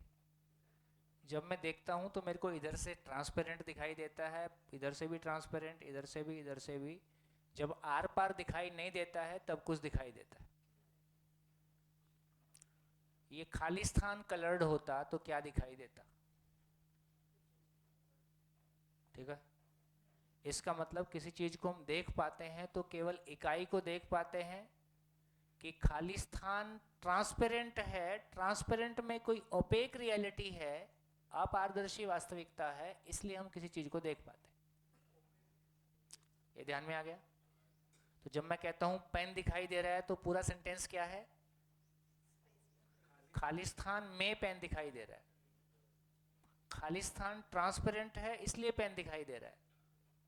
तो खाली स्थान की एक और क्वालिटी हमने पहचाना कि ये ट्रांसपेरेंट है। तो एक ऐसी वास्तविकता जो आइडियली ट्रांसपेरेंट है, जब हम किन्हीं भौतिक चीज़ों के बारे में बोलते हैं, कांच के बारे में बोलते हैं कि ट्रांसपेरेंट है, किस क्वालिटी का है, किसी नग के बारे में बोलते हैं कि ट्रांसपेरेंट होता है, तो हम क्या चीज़ से कंपेयर कर रहे होते हैं? कम ट्रांसपेरेंट, ज़्यादा ट्रांसपेरेंट? तो बेसिकली हम स्पेस से कंपेयर कर रहे होते हैं। स्पेस में जैसा हम एक दूसरे को देख पाते हैं वैसा कांच बीच में डाल के भी हम एक दूसरे को लगभग वैसा ही देखते हैं, तो हम कहते हैं कि ये ट्रांसपेरेंट या कम ट्रांसपेरेंट। तो यहाँ से हमको पता चला कि खालिस्तान की एक और क्वालिटी कि ये असीम है, इसकी सीमा को नहीं पहचाना जा सकता, और पारदर्शी है। तो अब क्या लगता है, खालिस्तान का कोई टुकड़ा किया जा सकता है? उसका खंड कर दें? खालिस्तान का कोई खंड नहीं किया जा सकता है, इसलिए एक नाम अखंड है। खालिस्तान को किसी भी तरह से प्रभावित किया जा सकता है, करंट से, एटॉमिक वेपन से, पानी से, हवा से। खालिस्तान को किसी भी तरह से प्रभावित किया जा सकता है, किसी भी तरह से किया जा सकता है? बताओ कैसे कर सकते हैं? टेम्परेचर बदल गया तो किसका बदल गया? एयर मॉलिक्यूल का बदल गया कि स्पेस का बदल गया? टेम्परेचर बदला तो एयर मॉलिक्यूल का बदला, हवा का बदला, कि लोहे का बदला, कि स्पेस का बदला? कभी स्पेस का टेम्परेचर नापा है? टेम्परेचर नाप रहे तो किसका नाप रहे? बाहर बहुत ठंड होती है, अपने कमरे में आते हैं तो कोजी कोजी लगता है। क्या हो गया? स्पेस वही है कि अलग अलग है? अंदर की एयर मॉलिक्यूल किसी एक गर्मी के साथ है, इसलिए वो हमको गर्म लगता है। कोई मैकेनिज्म है कि खालिस्तान को हम प्रभावित कर पाए?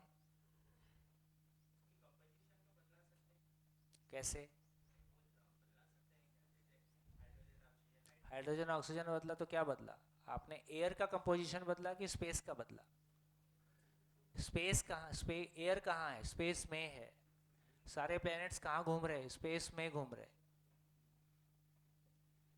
है ना? तो बेसिकली हम यदि कुछ भी कर सकते हैं तो एयर के साथ कर सकते हैं। जैसे यदि इस कमरे से एयर निकाल दें और ट्यूब जलाएं तो क्या दिखाई देगा?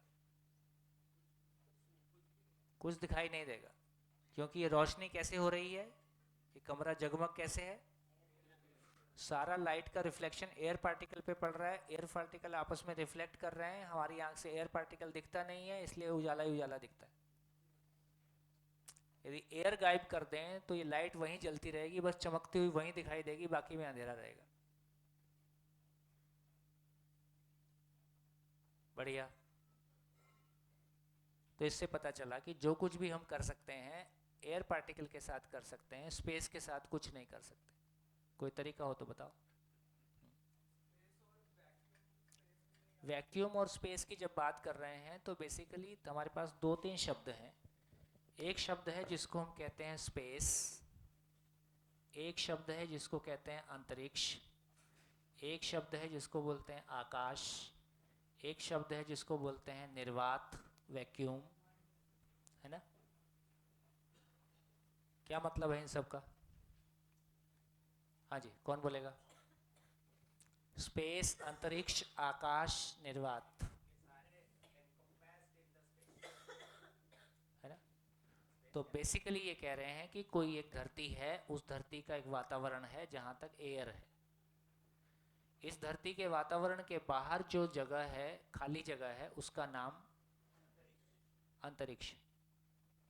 इस धरती के सतह से लेके एयर तक, जहाँ तक इसका प्रभाव क्षेत्र है, वहाँ तक जो वातावरण है ये भी स्पेस, लेकिन ये स्पेस को हम आकाश बोलते हैं। और इस धरती के वातावरण के अंदर हमें किसी डब्बे से एयर निकाल दिया, इसका नाम निर्वात है। जब किसी धरती के वातावरण में वैक्यूम है तो उसके ऊपर एटमॉस्फेरिक प्रेशर लागू हो रहा है, इसलिए कोई भी डब्बे से हवा निकालते डब्बा पिचक जाता है, क्योंकि उसके ऊपर प्रेशर लगा हुआ है। अंतरिक्ष में ऐसा प्रेशर नहीं है, क्योंकि वहाँ एयर ही नहीं। इसलिए अंतरिक्ष में जब सैटेलाइट जाता है, घूमता है, तो उसको घूमने के लिए हमको कोई ऊर्जा देना नहीं पड़ता है, एक धक्का मार के छोड़ देते हैं। जितना धक्का मार दिया उतना घूमता ही रहता है। फिर केवल जो उसके अंदर प्रोसेसेस चल रहे हैं उसके लिए सोलर पैनल लगे हुए हैं, उसको घूमने के लिए एनर्जी हमको नहीं देना पड़ता है, क्योंकि वहाँ रोकने वाली कोई चीज़ नहीं है, एयर नहीं है। स्पेस जब बोल रहे हैं तो सारा स्पेस ही। धरती कहाँ घूम रही? स्पेस में। धरती के ऊपर वातावरण में क्या है? स्पेस ही है। स्पेस धरती के ऊपर है, वातावरण के बाहर है, कि अंदर धरती के अंदर भी है? अंदर भी है। कैसा? हमने कहा कि कोई भी चीज़ एटम मॉलिक्यूल से मिलके बनी है और एक इंटरमॉलिक्यूलर डिस्टेंस होता है, याद है? पढ़ा था कभी? सृष्टि में कोई भी इकाई एक दूसरे को टच नहीं करता है, एक निश्चित अच्छी दूरी से एक दूसरे को पहचाने रहते हैं। तो दो मॉलिक्यूल भी एक निश्चित दूरी में रहते हैं। दो मॉलिक्यूल एक निश्चित दूरी में रहते हुए जिस तरह से एक दूसरे को पहचानते हैं, उससे उसका पूरा प्रॉपर्टीज बदल जाती है। कोयला भी कार्बन है, डायमंड भी कार्बन है, मॉलिक्यूल सेम है, लेकिन मॉलिक्यूल का अरेंजमेंट बदलने मात्र से वही कार्बन डायमंड जैसा दिखता है, वही कार्बन कोयले जैसा दिखता है। तो इसका मतलब हुआ कि बेसिकली है ना, किसी धरती, तो धरती के भीतर भी मॉलिक्यूल के भीतर स्पेस है ही है। परमाणु के अंदर फुटबॉल का मैदान है। एक परमाणु में ठोस मटेरियल जितना है और जितना खाली जगह है, उसके रेशो को देखा जाए तो मेरे को तो पूरा ध्यान नहीं है, लेकिन 0.00% में उसको बोलते हैं। मोटी बात करें तो इस पूरी धरती में ठोस माल केवल इतना है कि यदि इसको दबाने का कोई मैकेनिज्म हमारे पास हो तो जितनी बड़ी एक फुटबॉल है बस उतना ही ठोस माल है, बाकी सब खाली है। रेशो ऐसा बताता है ना। तो इसका मतलब है कि धरती के चारों तरफ ही खाली जगह है कि धरती के भीतर भी खाली जगह है। तो ये खाली जगह स्पेस इकाई के चारों ओर भी है, इकाई के भीतर भी आर पार है, ऐसी एक वास्तविकता, और उस वास्तविकता के साथ बहुत सारी इकाइयां हमको दिखाई देती हैं। तो खाली स्थान को किसी तरह से प्रभावित है। अंतरिक्ष का मतलब है वो स्पेस जहां पे इकाइयां नहीं है, स्पेस ही है वो स्पेस दो प्लेनेट के बीच की जगह में जहां कोई इकाई नहीं है, जहां हमारा सैटेलाइट घूमता है। बढ़िया है। आकाश वो स्पेस जो किसी धरती के वातावरण में है ना, धरती के वो मॉलिक्यूल की वजह से और धरती के समुद्र के कारण वो नीला नीला दिखता है। हाँ जी, कहाँ पहुंच गए? हाँ, स्पेस में ही सब सारा स्पेस ही है। बेसिकली जब हम दूरी नापते हैं तो क्या नाप रहे हैं? हम स्पेस ही नाप रहे हैं। स्पेस ही दूरी है, खाली स्थान ही दूरी है। ये ध्यान में आया? जब हम दूरी नाप रहे हैं तो खाली स्थान को ही नाप रहे हैं। हाँ जी, कहाँ पहुंचे? तो खाली स्थान को किसी भी तरह से प्रभावित किया जा सकता है। आग लगा दें, पानी से भिगा दें, नहीं? तो खाली स्थान को किसी भी तरीके से हम प्रभावित नहीं कर सकते, इसलिए इसका एक नाम अप्रभावित है। इसके जैसी दूसरी कोई रियलिटी है? इसके जैसी दूसरी कोई रियलिटी है? इसके जैसी कोई दूसरी रियलिटी नहीं है, इसलिए इसका एक नाम अद्वितीय है। ठीक? तो क्या क्या लिख दिया? हाँ जी, इसमें नए लोग सहयोग बनाए रखेंगे और ब्रेक में आपस में चर्चा नहीं करेंगे। आप क्या क्या कर सकते हैं मेरे को पता रहता है। तो असीम है, अखंड है, अप्रभावित है,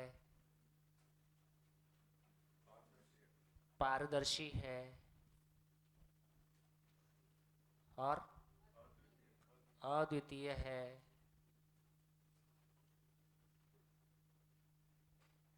ऐसा कुछ कुछ हमने देखा। हाँ, चूंकि स्पेस है, इसकी सीमा हमको पता नहीं है और चलेगी भी नहीं। जिसकी कोई सीमा नहीं है, उसका कोई आकार नहीं है, इसलिए निराकार भी है।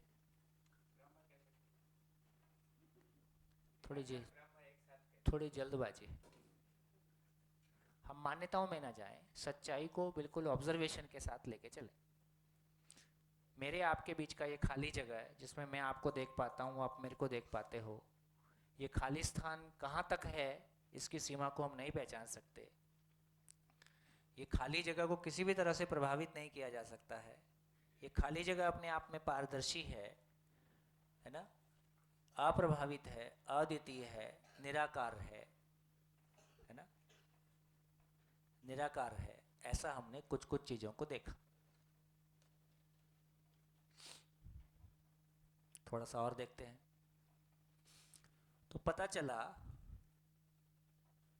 स्पेस में यूनिट्स के रूप में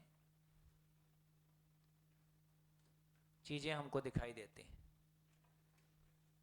ये भी दिखाई देता है कि यदि इधर देखें तो इनका रूप है, इसका आकार नहीं है, इसी को बोला जाता है अरूपात्मक, जिनका रूप नहीं है। इसका कोई रूप नहीं है, आकार नहीं है, इसकी जैसी कोई दूसरी वास्तविकता नहीं है। एक ऐसी वास्तविकता जो अपने आप में पारदर्शी है, अप्रभावित है, अखंड है, असीम है। तो हमने देखा कि स्पेस है और इकाइयां हैं, इसका एग्जाम्पल। स्पेस है और इकाइयां हैं, इसका एग्जाम्पल। ये हॉल, ये ब्रह्मांड। स्पेस है और इकाइयां नहीं है, इसका एग्जाम्पल अंतरिक्ष, वैक्यूम। स्पेस नहीं है और इकाइयां हो, इसका एग्जाम्पल स्पेस ना हो और इकाइयां हो इसका एग्जाम्पल? मन।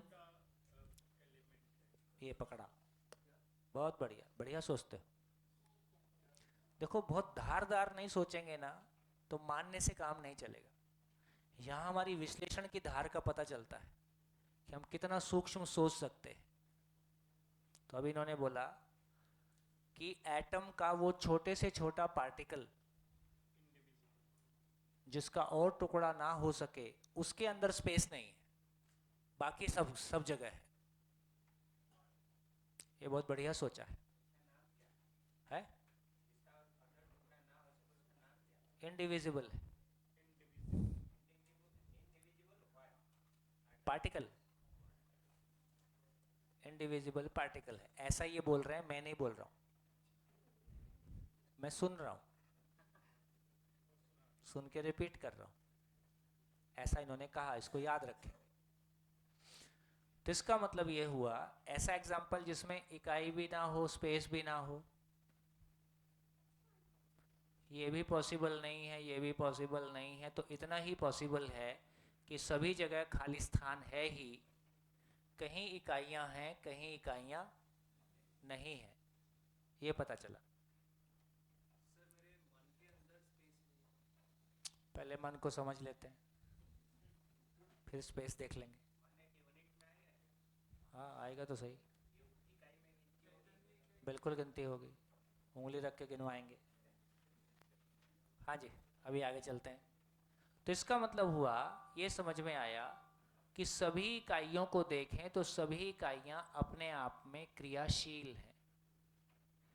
क्रियाशील का मतलब है, यदि क्रियाशीलता को देखें तो क्रियाशीलता को हम 3 भाग में देख सकते हैं। एक तो भौतिक क्रिया के रूप में क्रिया दिखाई देती है, एक रासायनिक क्रिया के रूप में क्रिया दिखाई देती है, और तीसरा जीवन के रूप में भी क्रिया दिखाई देती है। जीवन में आशा, विचार, इच्छा लगातार दौड़ते रहता है, सुख दुख बना रहता है। तो भौतिक क्रिया का मतलब क्या है? 2 परमाणु एक दूसरे को पहचानते हैं, 2 पार्टिकल एक दूसरे को पहचानते हैं, अणु के रूप में हो जाते हैं, हमको लोहा, ये तमाम चीजें विजिबली दिखने लगती। तो बेसिकली जब भी हम क्रिया को पहचानते हैं तो हम गति से पहचानते हैं। कोई तरंग है तो उसको पहचानते हैं, और कोई प्रेशर है तो उसको पहचानते हैं। गति, तरंग और दबाव के स्वरूप में हम किसी क्रिया को पहचानते हैं, है ना? ये बात ध्यान में आ गई? धरती लगातार मूव कर रही है कि चुपचाप खड़ी है? पेड़ पौधे, पशु पक्षी, हमारे विचार, हर चीज, सृष्टि की हर इकाई निरंतर क्रियाशील है। एटम के अंदर पार्टिकल निरंतर क्रियाशील है ना, घूमता ही रहता है, कभी रुकता ही नहीं है। तो इससे ये ध्यान में आया कि सृष्टि की सभी इकाइयां एटम से मिलकर बनी है। एटम के अंदर पार्टिकल निरंतर क्रियाशील है, इसका मतलब सभी इकाइयां सृष्टि की निरंतर क्रियाशील है, और हमारे विचार भी निरंतर क्रियाशील है। तो सृष्टि की सभी इकाइयां निरंतर क्रियाशील है, ये हमारे ध्यान में आ गया। यदि सभी इकाइयां क्रियाशील है, किसी क्रिया के लिए बल की आवश्यकता है, क्योंकि बल के बिना क्रिया नहीं है। इसका मतलब सभी इकाइयां बल संपन्न है, सभी इकाइयों को कोई बल उपलब्ध है, क्योंकि बल के बिना क्रिया नहीं है। ये ध्यान में आ गया? चलूं आगे। बल के बिना क्रिया नहीं है, बल के बिना क्रिया नहीं है, तो पता चला कि ऊर्जा के बिना बल नहीं है। तो सभी इकाइयां ऊर्जा संपन्न है। यहां पहुंच गए। बल का मतलब है कि यदि एक गाड़ी चलती है तो हम बेसिकली पेट्रोल को मैकेनिकल एनर्जी में कन्वर्ट कर रहे हैं। पेट्रोल को आग लगा दिया बूंद बूंद करके, वो आग लगने से जो प्रेशर क्रिएट हुआ उसी को हमने मैकेनिकल एनर्जी में कन्वर्ट किया। पिस्टन आगे पीछे होता है, पिस्टन आगे पीछे होता है तो गाड़ी चलती है। तो ऊर्जा थी पेट्रोल के रूप में, ऊर्जा को जलाया, उससे बल पैदा हुआ, बल से गति पैदा हुआ, क्रिया पैदा हुआ। हमने खाना खाया ऊर्जा के रूप में, खाना खाने से वो ऊर्जा शरीर को मिली, उससे बल हुआ, और बल से हम गति करते हैं। तो ऊर्जा से बल, बल से गति, क्रियाशीलता, ये हमको पकड़ में आई। तो एक बात समझ में आ गया कि सृष्टि की सभी इकाइयां ऊर्जा संपन्न हैं। ये ध्यान में आ गया, क्योंकि सभी इकाइयां क्रियाशील हैं। सृष्टि की सभी इकाइयां क्रियाशील हैं, इसका मतलब सृष्टि की सभी इकाइयां ऊर्जा संपन्न हैं, क्योंकि वो क्रियाशील है।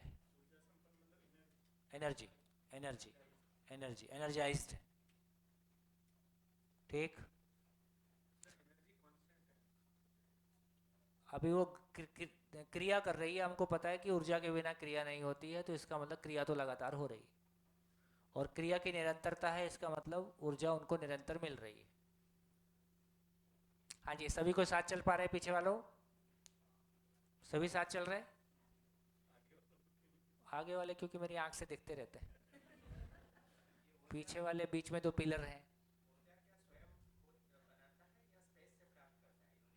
जल्दी क्या है, हौले हौले होता है।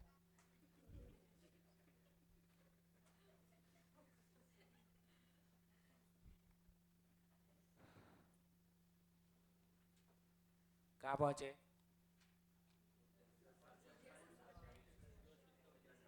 सभी इकाइयां ऊर्जा संपन्न है। अब ये भी समझ में आता है कि ऊर्जा संपन्नता के लिए अब क्या क्या हो सकता है। एक पॉसिबिलिटी हम ये बोल सकते हैं कि सभी इकाइयां अपने तरह से ऊर्जा संपन्न है। लॉजिक, सभी इकाइयां कोई अपनी तरीके से ऊर्जा संपन्न है। यदि सभी इकाइयां अपने तरीके से ऊर्जा संपन्न होंगी तो क्या उनमें कोई हार्मनी डिफाइन होगी?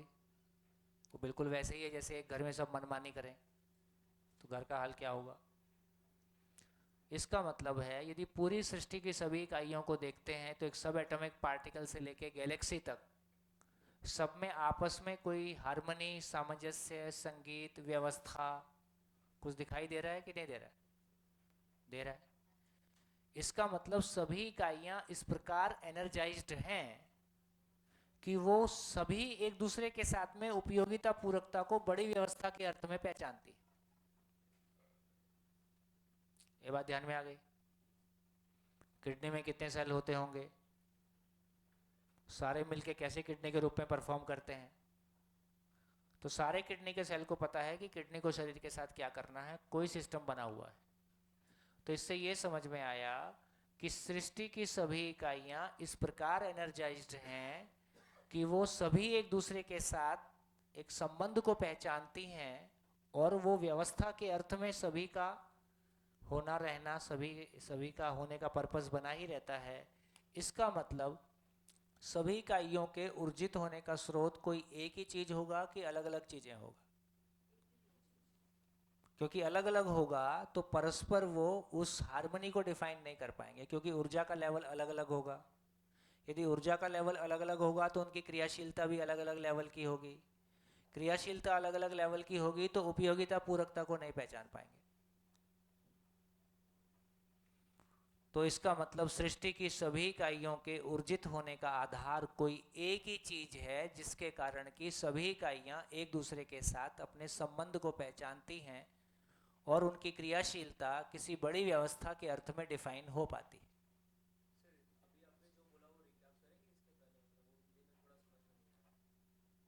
मैं फिर से बोल देता हूं, देखो ये ध्यान में आ गया कि पूरी सृष्टि में एक सब एटॉमिक पार्टिकल से लेके और अनंत गैलेक्सी तक एक दूसरे के साथ एक व्यवस्था का स्वरूप पहचाना हुआ है कि नहीं? एक वो वीडियो आता है जिसमें कि 10⁻+27 10⁻⁻27 में जाके जब चीजों को देखते हैं तो दृश्य एक ही जैसा है।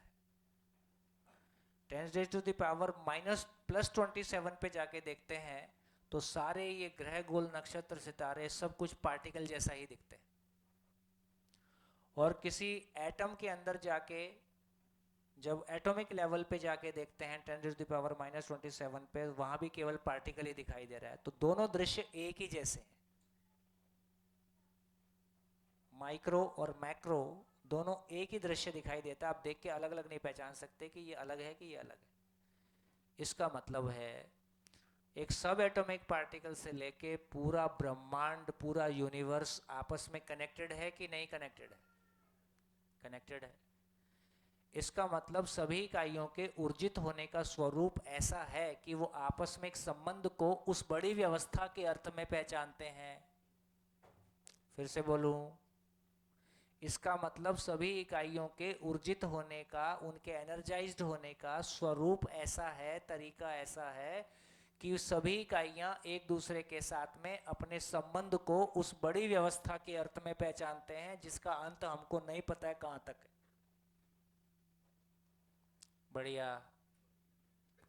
तो क्या चीज है जो सभी इकाइयों को समान समान रूप से सदा सदा के लिए प्राप्त है? तीसरी कोई चीज है नहीं स्पेस और इकाइयों के अलावा। स्पेस और इकाइयों के अलावा तीसरी कोई चीज है नहीं। इकाइयां अपने में एनर्जाइज्ड हो नहीं सकती। तो क्या चीज है जो सृष्टि की सभी इकाइयों को समान रूप से प्राप्त है? स्पेस। स्पेस एकमात्र वास्तविकता। और स्पेस से किसी इकाई को बाहर निकाला जा सकता है? नहीं निकाला जा सकता है। तो सभी इकाइयां सदा सदा के लिए स्पेस में हैं, है ना? कितना भी लंबा चक्कर लगाए वो स्पेस में है। इससे सिद्ध होता है कि खाली स्थान खाली नहीं है, ये खाली स्थान ऊर्जा स्वरूप है। जिसको हम खाली स्थान बोल रहे थे, ये खाली नहीं है, ये ऊर्जा स्वरूप है। ये समझ में आया क्योंकि सभी इकाइयां इसमें होने मात्र से इस प्रकार एनर्जाइज्ड हैं कि वो एक दूसरे के साथ अपने संबंध को उस बड़ी व्यवस्था के अर्थ में पहचानते हैं। तो खाली स्थान खाली नहीं है, ये ऊर्जा है।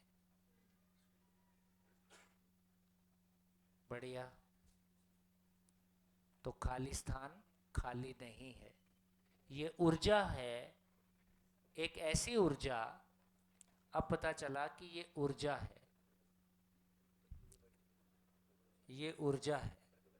ये खाली स्थान ऊर्जा स्वरूप है। ये खाली स्थान ऊर्जा स्वरूप है। ये खाली स्थान में होने मात्र से पार्टिकल, और ये खाली स्थान कैसा है? ये खाली स्थान में कुछ जोड़ा जा सकता है कि कुछ घटाया जा सकता है? इसमें ना कुछ जोड़ा जा सकता है ना घटाया जा सकता है, इसलिए इसका स्थिति पूर्ण है। इसकी स्थिति में कोई परिवर्तन नहीं हो सकता है, इसलिए इसका नाम पूर्ण है। ये एक स्थिति पूर्ण है, पूर्ण है। ये ऊर्जा स्वरूप है, ये ऊर्जा स्वरूप है। इसी को मूल ऊर्जा कहा क्योंकि ये सृष्टि की सारी इकाइयों के क्रियाशीलता का आधार है। इसी को साम्य ऊर्जा कहा क्योंकि सभी इकाइयों को सदा सदा के लिए समान रूप से प्राप्त है। इसी को निरपेक्ष ऊर्जा कहा क्योंकि इसका दूसरा कोई कारण नहीं है। ये स्वयं में एक ऐसी महिमा जो अपने आप में ऊर्जा स्वरूप है। तो खाली स्थान खाली नहीं है, ऊर्जा स्वरूप है। आगे चलूं थोड़ा सा और। अब ये भी समझ में आया कि इकाई खाली स्थान में इकाइयां हैं, ये हमारे ध्यान में आ गया। हाँ जी, बहुत इंपॉर्टेंट है। अभी रुक जाइए। खाली स्थान में इकाइयां हैं, ये हमको ध्यान में आ गया। खाली स्थान है लेकिन इकाइयां नहीं है, ये भी हमारे ध्यान में आ गया। जहां खाली स्थान है इकाइयां नहीं है, क्या वहां किसी क्रियाशीलता का प्रमाण मिलेगा? अंतरिक्ष में कोई क्रिया मिलेगी? क्रिया जब भी मिलेगी कहां मिलेगी? इकाई में। तो इकाई ही क्रिया है, क्रिया ही इकाई है। सब एटॉमिक पार्टिकल का एटम के रूप में हो जाना क्रिया है, एटम का मिलके मॉलिक्यूल के रूप में हो जाना क्रिया है, मॉलिक्यूल का मिलके किसी तीसरे मॉलिक्यूल में बदल जाना रासायनिक क्रिया है, और बाकी जो मैं है उसमें भी कोई विचार की क्रिया लगातार हो ही रही है। तो क्रिया जब भी है तो कहाँ है? इकाई में। तो इकाई ही क्रिया है, क्रिया ही इकाई है, और क्रिया है तो वो इकाई है, तो उसका आकार है, तो उसकी सीमा है, तो उसका आयतन है, तो उसका मास है। ये लंबी धारा चली गई। ये पकड़ने लायक बात है, बहुत शानदार बात। साइंस जैसा क्लासरूम में समझ में नहीं आया, उससे बेहतर यहां समझ में आएगा। कैसा? यदि कोई इकाई, यदि कोई क्रिया है, ये तीनों क्रिया है, क्रिया है तो इसका मतलब है कि उसका कोई आकार होगा, क्योंकि सब एटॉमिक पार्टिकल का आकार है, एटम का आकार है, मॉलिक्यूल का आकार है। यदि क्रिया है, यदि क्रिया है, यदि क्रिया है मतलब उसका आकार है, आकार है तो आयतन है, क्रिया है तो मास है, किसी के धरती में वातावरण में है तो वेट है ना। ये सारा एक ही जुड़ा हुआ चीज है, इसमें से किसी भी चीज को गायब नहीं कर सकते आप। यदि कोई भी चीज क्रिया है, इसका मतलब है कि उसका आकार है, इसका मतलब है कि वो सीमित है, इसका मतलब है कि वो सीमित है। आकार का मतलब सीमित ही है, उसकी बाउंड्री आप पहचान सकते हैं। उसका मतलब ही है कि उसका आयतन है, वो कोई स्थान घेरेगा, उसका आकार है।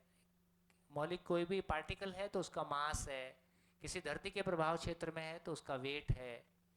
ये सारी चीज उसके साथ चलेंगी।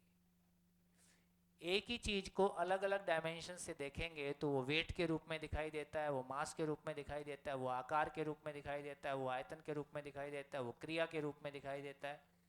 एक ही चीज अलग अलग आकार में। बढ़िया, पहुंच रहा है? हाँ जी। इसमें जो ये अभी यूनिट्स है, इसमें फिर प्रकाश को कहाँ डालेंगे? प्रकाश, प्रकाश बेसिकली किसी इकाई का तप्त स्वरूप है, किसी इकाई का आवेशित स्वरूप है। क्या बोलेंगे? और उसको तो मास जैसे लकड़ी को आग लगा दिया, तो जो प्रकाश है वो किसी इकाई की आवेशित स्थिति का प्रभाव है। जैसे फिलामेंट को इलेक्ट्रिसिटी डाल दिया, फिलामेंट गर्म हो गया। अब गर्म होने की प्रॉपर्टी दो पार्ट में आती है, एक हीट के रूप में आती है, एक चमक के रूप में आती है, ल्यूमिनोसिटी।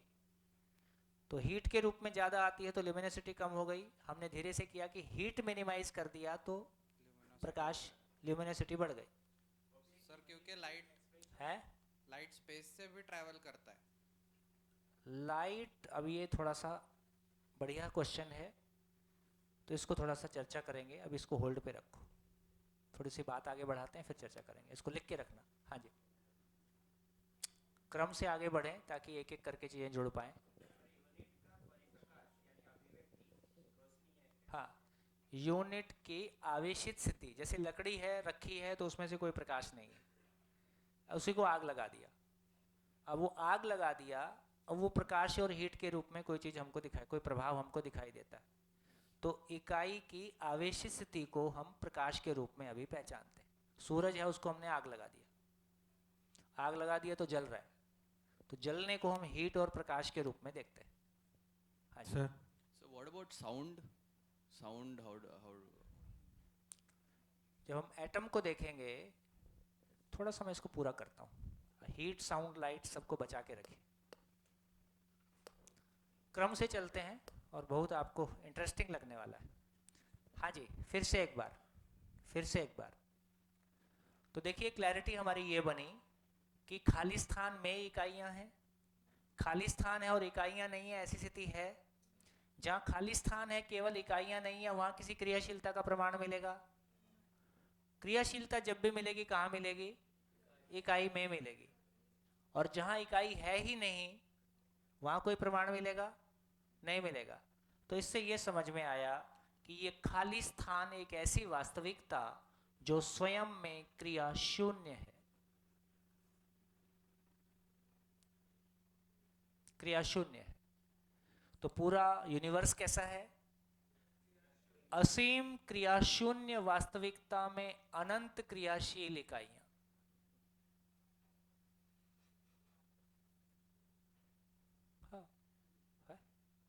अच्छा लग रहा है?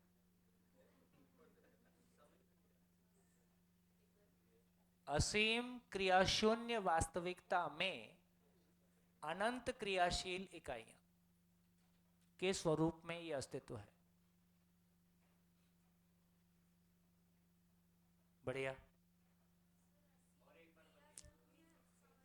अरे पहले असीम बताया, खालिस्तान कैसा है? असीम है, इसकी सीमा को नहीं पहचाना जा सकता, और ये क्रिया शून्य है। ठीक है, तो असीम है और क्रिया शून्य है, दो चीजों को एक साथ बोल दिया। असीम क्रिया, एक ऐसी रियलिटी जो असीम है और क्रिया शून्य है, उसमें अनंत क्रियाशील इकाइयां, अनंत मतलब अनकाउंटेबल, बस इतना ही है, पूरा ब्रह्मांड इतना ही है। हाँ,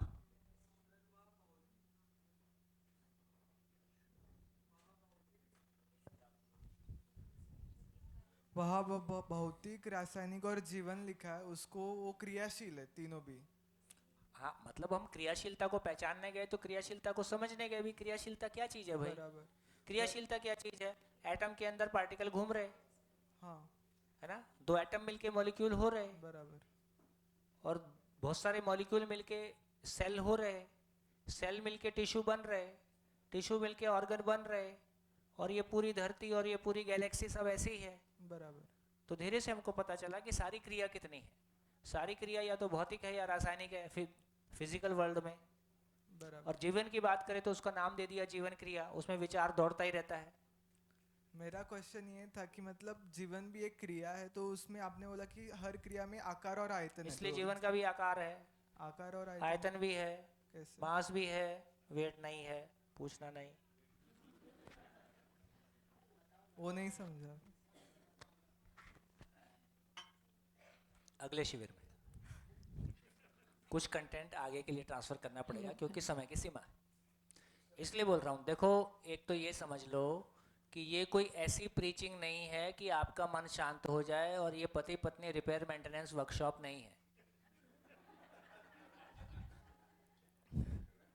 कई लोग ऐसे सोच के आ जाते हैं। ये पति पत्नी और संबंध रिपेयर मेंटेनेंस बाई प्रोडक्ट है, ये कोई खास बात नहीं है। असली चीज है, जिस महानता का मैं हकदार हूं, जिस ऊंचाई का मैं हकदार हूं, उस ऊंचाई को मैं छू पाऊं, और उसको बाई एजुकेशन छू पाऊं। तो इसको पूरा समझने के लिए लगभग 12 बुक्स हैं, जिसमें कि अर्थशास्त्र से लेके, मनोविज्ञान से लेके, समाजशास्त्र से लेके, और पूरा दर्शन से लेके, और पूरा थॉट प्रोसेस। तो 12 बुक्स को विधिवत समझने के लिए एक चलाते हैं हम 6 महीने की पूरी कोर्स, और एक चलाते हैं हर 2 महीने में 10 दिन, अलग अलग डिज़ाइन, थोड़ी सूटेबिलिटी के हिसाब से कर रखा है। तो शिविर मात्र एक इंट्रोडक्शन है कि यार ऐसी भी कोई चीज़ है जिसको एक्सप्लोर किया जा सकता है। शिविर से समझ में आएगा ऐसा हम नहीं कह रहे, है ना। शिविर से ये समझ में आता है कि बात समझने लायक है, बस। फिर आगे एक्सप्लोर करना, क्योंकि ये कंप्लीट एक एजुकेशन सिस्टम है। इसलिए मैंने कहा कि जहाँ साइंस रुकता है वहाँ से ये शुरू होता है, जहाँ धर्म अध्यात्म रुकता है वहाँ से शुरू होता है। कल मैंने वो 84 लाख योनियों की चर्चा की नहीं है, वो छूट गया है। अब समझ में आएगा कि 84 लाख योनियों के नाम पे क्या बोल रहे, है ना। करूँ पूरा? निकालो गूगल में, गूगल खोलो, निकालो 84 लाख क्या बोल रहे हैं, 84 लाख का गिनती कैसे पूरा हो रहा है। खोलो गूगल, गूगल में 84 लाख योनियां डालो,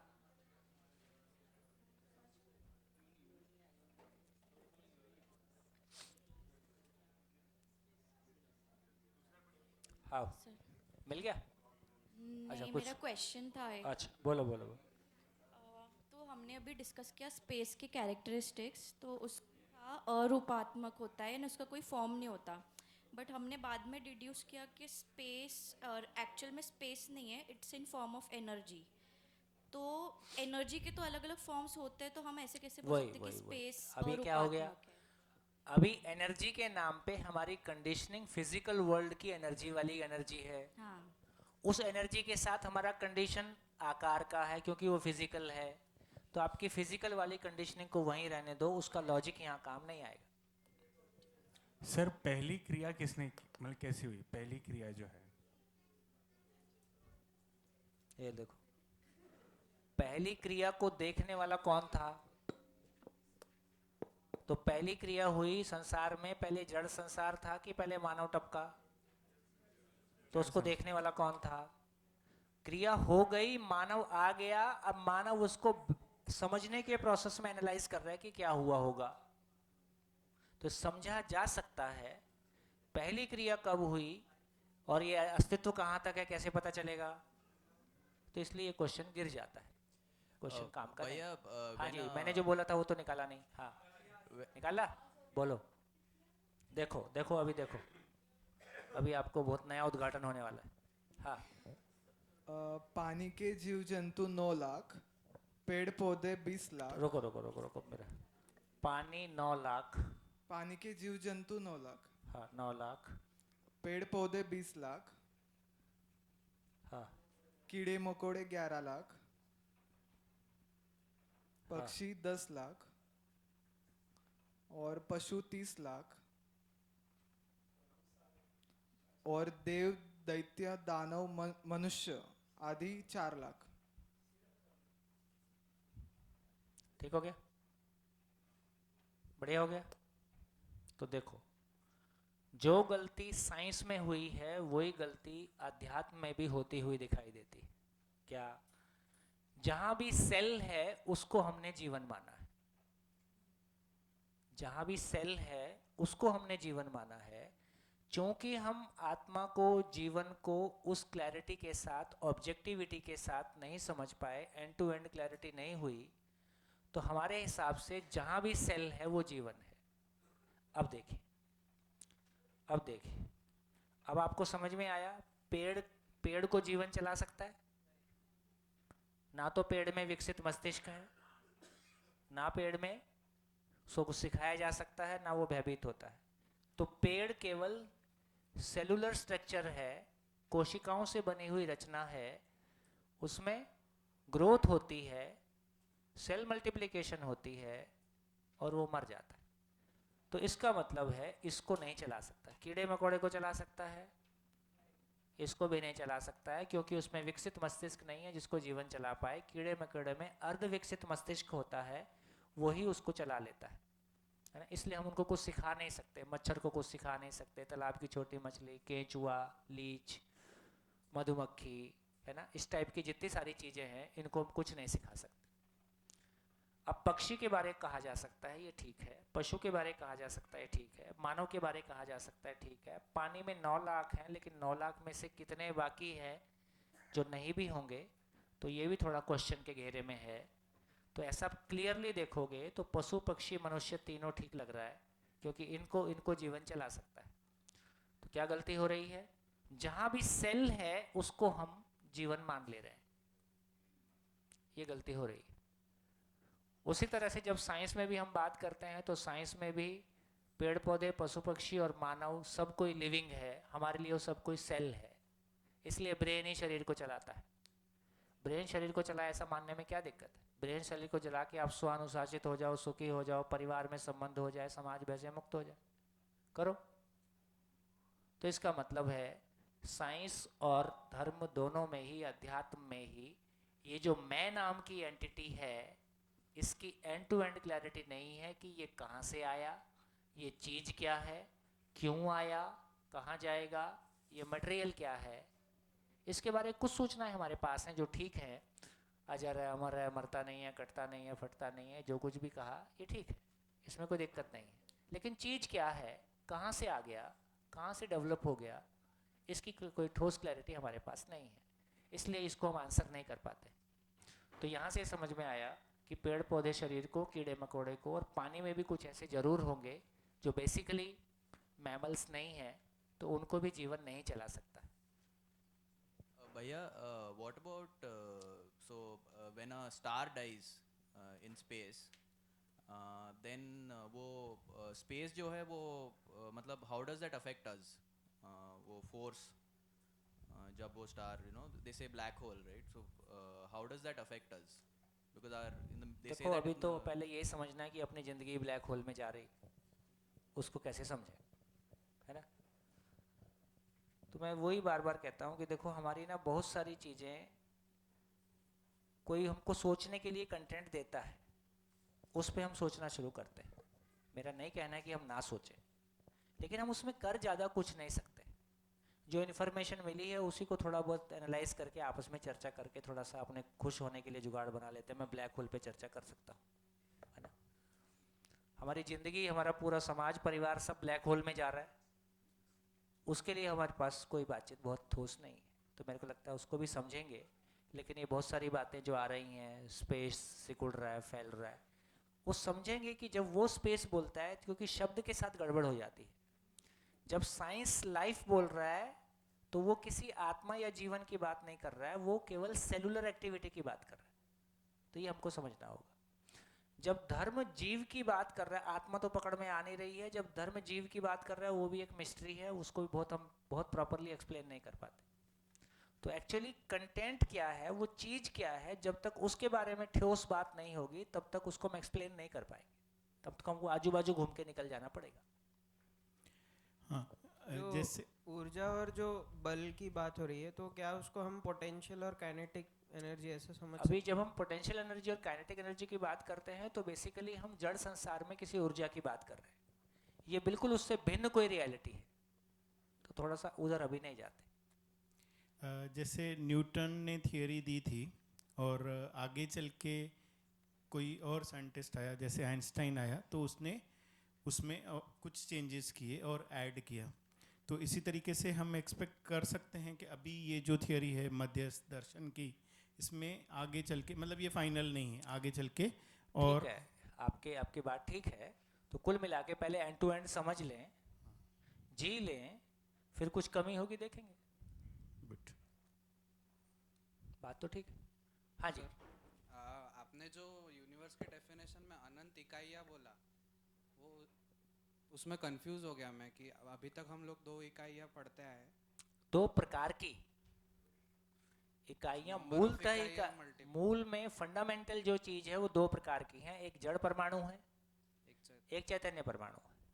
ये चैतन्य परमाणु भी कहाँ से आया उसकी स्टोरी समझेंगे कभी आगे के शिविर में। तो मूल देखा जाए तो एक ही चीज़ है परमाणु, लेकिन परमाणु से कितने प्रकार की एंटिटीज बन गई। अब पदार्थ अवस्था में ही हम 108 प्रकार के 118 प्रकार के एलिमेंट की बात कर रहे हैं। अब इनकी ही आपस में केमिकल रिएक्शन से तमाम इतनी सारी चीज़ें और बन रही हैं, फिर इतने सारे पेड़ पौधे बन रहे हैं, इतने सारे पशु पक्षी बन रहे हैं, और इतने सारे प्लैनेट्स हैं, इतने सारे स्टार्स हैं, लेकिन फाइनली सब क्या है, एटम। तो इस जब कह रहे अनंत इकाइयाँ मतलब संख्या में अनंत, countable, so they are uncountable, तो उसको अनंत बोल रहे। ठीक है ना, हाँ जी, बढ़िया। और कोई क्वेश्चन? तृप्ति? देखो खूबसूरती यही है, ये अनुसंधान कहता है कि आपके पास पूछने के लिए क्वेश्चन नहीं बचेगा। आप कल्पना कीजिए कि वो स्थिति कैसी होगी कि जब अपने पास कोई क्वेश्चन नहीं होगा और जिंदगी का पूरा कंप्लीट ब्लूप्रिंट अपने पास होगा, और हमारी जर्नी फिर कैसी होगी। No confusion, no question, clear address. जहां प्रश्नों के जंगल खत्म होते हैं वहां से जिंदगी की शुरुआत होती है।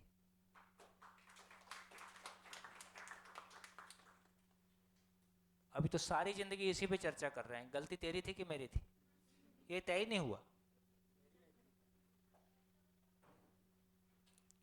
तो ये जो सारी क्लैरिटी है, और ये क्लैरिटी कितने दिन में आ जाएगी? जितना बोल रहा हूं इतना कितने दिन में आ सकता है? कितने दिन में आ जाएगी ये स्थिति कि क्वेश्चन खत्म हो जाए? दम लगाया तो 1 साल।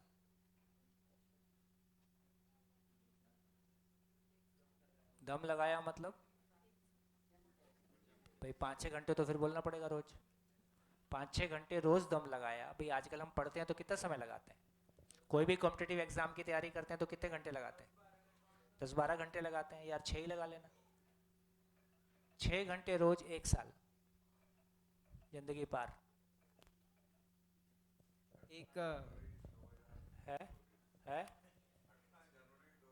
18 जनवरी 2024 नैया पार। नहीं, ये मैं मजाक नहीं कर रहा हूँ। विशेष रूप से शिविर करने वाले सभी पहली बार करने वाले लोगों के लिए यदि आप पहले शिविर के बाद जो टेक ऑफ करते हैं, जो पहले शिविर के बाद जो उत्साह बनता है, एक नएपन का भी उत्साह होता है ना। आप एक नई गाड़ी लाते हो, नई शर्ट लाते हो, है ना, नयापन का भी एक उत्साह होता है। ये नयापन का उत्साह ज़्यादा दिन नहीं चलेगा। इससे पहले कि ये उत्साह ठंडा हो, जिंदगी टेक ऑफ कर जाए। इसलिए पहला शिविर करते ही 1 साल अध्ययन वर्ष घोषित किया जाए।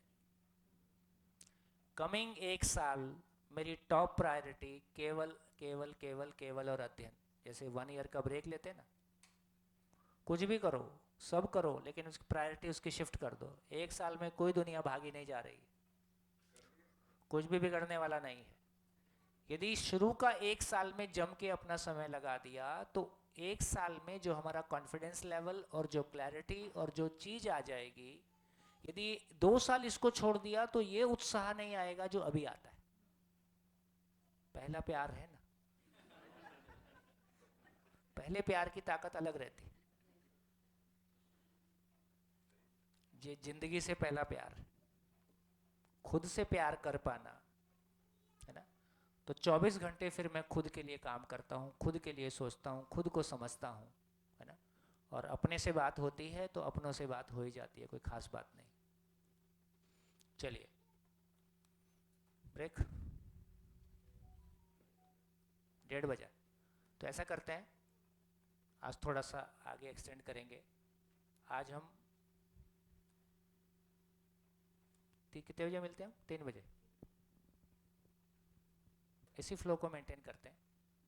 तो ऐसा करते हैं कि आज 1:30 बजा है, 2:30 है,